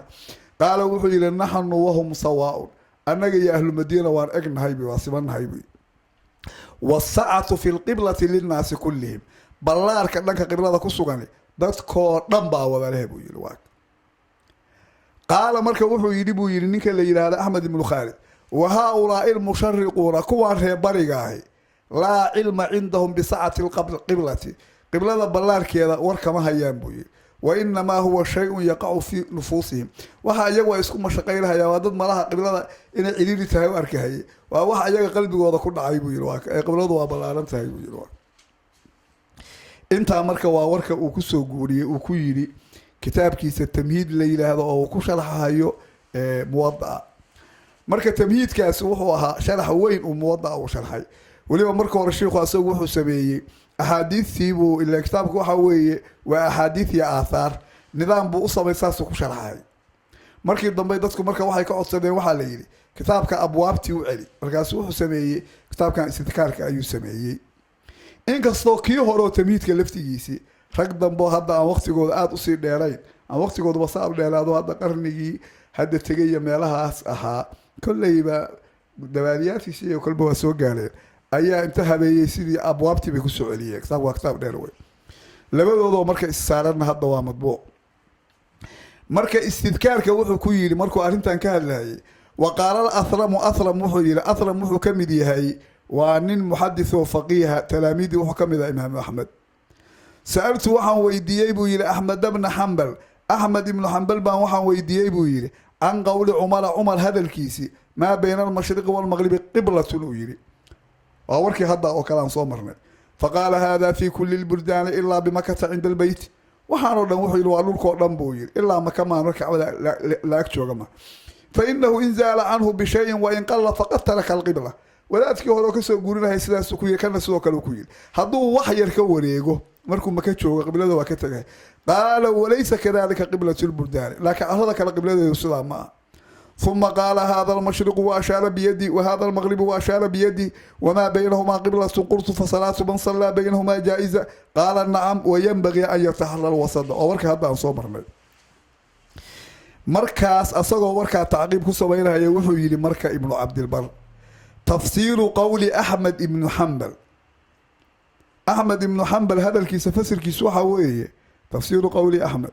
هذا في كل البلدان أويري ورك أويري كان وادل كودن يريد إمام أحمد وجد أبويري وفسر ابن عبد البر أن البلدان وركنا واضح ببسكاها ملك كلها دمانتود لأهلها من الساعة دتكودا وحا أسقناday بلارنانتا في قبلتهم بلارنانتا وقبلتooda ku sugan مثل ما لمن كانت قبلته بالمدينة الجنوب قفك يعني قبلadiisu magaalada Madiina koonfurta ay tahay التي تقع لهم فيها الكعبة كوفرتاسو كعبدو اي ugu dhacayso dadka waxa u sugnaado kale leeyihiin ila qofku markuu magaalada Madiina jiro Madiina markuu joogo nabiga magaaladiisi yaani qibladu waxay ka jirtaa koonfurta marka dadka sida qibladooda u balaaranto ma beeran mashriqi la yiri qof walba sidaas oo kale ayuu leeyahay فيستقبلون جهتها ويتسعون يمينا وشمالا فيها وحين markay jihadeeda qaabilhayaan midig iyo bidixna way u balaaranayaan ba beeran mashriqi inta u dhaxaysa mashriq iyo maghrib yajcaluna al-maghriba an aymanihim galbeed waxay yeelahayaan midigtooda wal mashriq an yasaarihim barna bidixdooda yeelahaya waa dadka ahlu madiina waxa la mid وكذلك يكون لأهل اليمن sidaasoo kale ahlu yaman waxa u sugnaanaya meel saacati fi qiblatihim ballaarnaanta hadii qibladooda la eego مثل ما لأهل المدينة أهل المدينة waxa u sugnaaday ما بين المشرق والمغرب انت مشرق والمغرب ودحaysa إذا توجهوا أيضا قبل البيت hadii ayagu yaani ay u jihaysaan qiblada kacbada jihadeedi sida kuwii horeba ilaa kuwii horeba waa soo qaadayo qofka Madiina jooga haduu koonfur jihaysta wala qiblada ka xigtay laakiin maxay uga duwan yihiin إلا أنهم يجعلون المشرق عن أيمانهم dadka يعني أهل اليمن بري waxay yeelayaan midigtooda والمغرب عن يسارهم قلبنا bidixdooda yeelayaan وكذلك أهل العراق وخراسان أهل العراق خراسان waxa u sugnaaday lahum ayaga min saacati ballaarnaanta fi istiqbaal qiblada qaabilideeda ma bayna الجنوب والشمال waxa u dhaxeeya koonfur iyo waqooyi u dhaxeeya kullayba qaarkood Ciraaq iyo Khuraasaan dhankaan ay raacsin jireen laakiin darfahooda hadii la eego waa ta awal baan soo marnay qaar baa ka baxaya muxuu ahaa khadka Madiina oo kale marka ayagana waxa u sugnaaday mithlu ma kaana li ahli Madiinati ahlu Madiina waxa u sugnaaday oo kale min saacati fi ma bayna al-mashriq wal-maghrib balaarka yaani ay kula haayeen mashriq iyo maghrib inta u dhaxaysa ayaguna balaarkaas oo kale kuwooda marka xagga samtigooda ka baxsan samtiga Madiina ayay ku leeyihiin koonfur iyo waqooyi dhaxdooda وكذا أهل العراق على ضد ذلك أيضا أهل العراق وحو إلى أيقنا سيدا رسول شيء قدتكو دي بي هذا لما لا وحو قد جيدا ماشا مدكتا يوجيدين هيالي ماشا بدهدا مركا محويلي مركا ابن عبد البر وإنما تضيق القبلة قبلة ويعيدي توبا يسابي لكل الضيق عيدي لمانتيس على أهل المسجد الحرام ذاتك مسجد الحرام كجوغا وهي لأهل مكة أوسع قليلا dadka magaalada maka joogaana xoogaa bay uga ballaaran tahay ilaa ka safka dheer culimmadu xataa ay ogol yihiin uma hiya liahli lxarami dadka xaramka awsacu qaliilan dadka xaramka joogaa markay tukanahayaanna qibladoodu way kasii ballaaran tahay dadka maka oo xaramka maka ka baxsan iyo dadka masjidul xaraamka uma hiya liahli laafaaqi min asacati calaa xasabi maa dakarnaa dadka laakiin jihooyinka jira xagga wusciga waxay haystaan sidaa anaga aan soo sheegnay oo wuscigoodaas wusci ballaaran buu noqonaya sidii intii maa bayna almashriq walmaqrib oo kale saasoo kale xaddigaasoo kale yeelanhaya qaala axmed bnu khaalidin axmed ibnu khaalid wuxuu yidhi buu yidhi wadaadkii haddaan soo sheegnay wey oo ragga bukhaari wax ka wariya ka mid a qowlu cumar ibni lkhadaab cumar ibnu khadaab hadalkiisi maa bayna almashriqi walmaqribi qiblatu uu yidhi qaalahu bilmadiinati magaalada madiina isagoo jooguu yidhi faman kaanat qiblatu mithla qiblati lmadiinati qofkii mathalan qibladiisu ay tahay qiblada madiinoo kale fahuwa fii sacati maa bayna almashriqi walmaqribi qofkaas yacni wuxuu haystaa ballaarka mashriq iyo maqrib inta udhaxaysa walisaa'iri lbuldaani dhulka kale waxaa u sugnaaday min asacati fi lqiblati haddii la eego ballaarka dhanka qiblada mithlu dalika kaas oo kale bayna aljanuubi waashamaali dadkii qibladooda ay koonfur iyo waqooyi ku aadantahay wanaxwi dalika kaa wixii lamid a kowi mathalan muxuu uga jeedaa dadkii qibladooda koonfur iyo bari ay tahay koonfur iyo galbeed waqooyi iyo bari waqooyi iyo galbeed wahaakada ninkaa warkiisa markuu soo guuriyey muxuu yidhi haadaa macnaa qowlihi warkaan aan soo guuriyey warkii axmed ibnu khaalid uu yidhi macnihiisi weeye wa huwa saxiixu warkaa uu sheego waa sax laa madfaca lah wax ka hor imaanahayaa ma jiraan walaa khilaafa bayna ahli lcilmi fiih dadka aqoonta lihina arrintan iskuma khilaafsana qibladu inay ballaaranta marka ragga noocaasoo kale ah markay ahlu cilmi ka hadlaan waxay ka hadlahayaan qolooyinka mujtahidiinta ah marka kelimadaasoo kale markay isticmaalaan waa mar masalada lagu kulansan yahay iyo mar haddii khilaafo uu jiraa ay kasoo qaadaan waxaan jirin oo kale marka hadda waxaad arkaysaa ibnu cabdilbar mutacasib ma aha masaladu marka inay tahay wax cayn qabaaba inay aada naadir u tahay imaamu shaafici baa loo nisbeeyaay asagu laba qowl qaba jahaya cayn ee weliba jihada rag badan ay rajaxaan weliba qaarkoodna ay leeyihiin qowlka jihada asagaaba kii jadiidka ahaa waa marka calaa xaasil wadaadkani masaladan isaga waa siday adilada iyo waxa ugu muuqatay nin cid u tacasubahayana maahana waa kan madhabka shaaficiyada masaa'il badan ku waafaqay wallahu subxaanahu wa tacaala aclam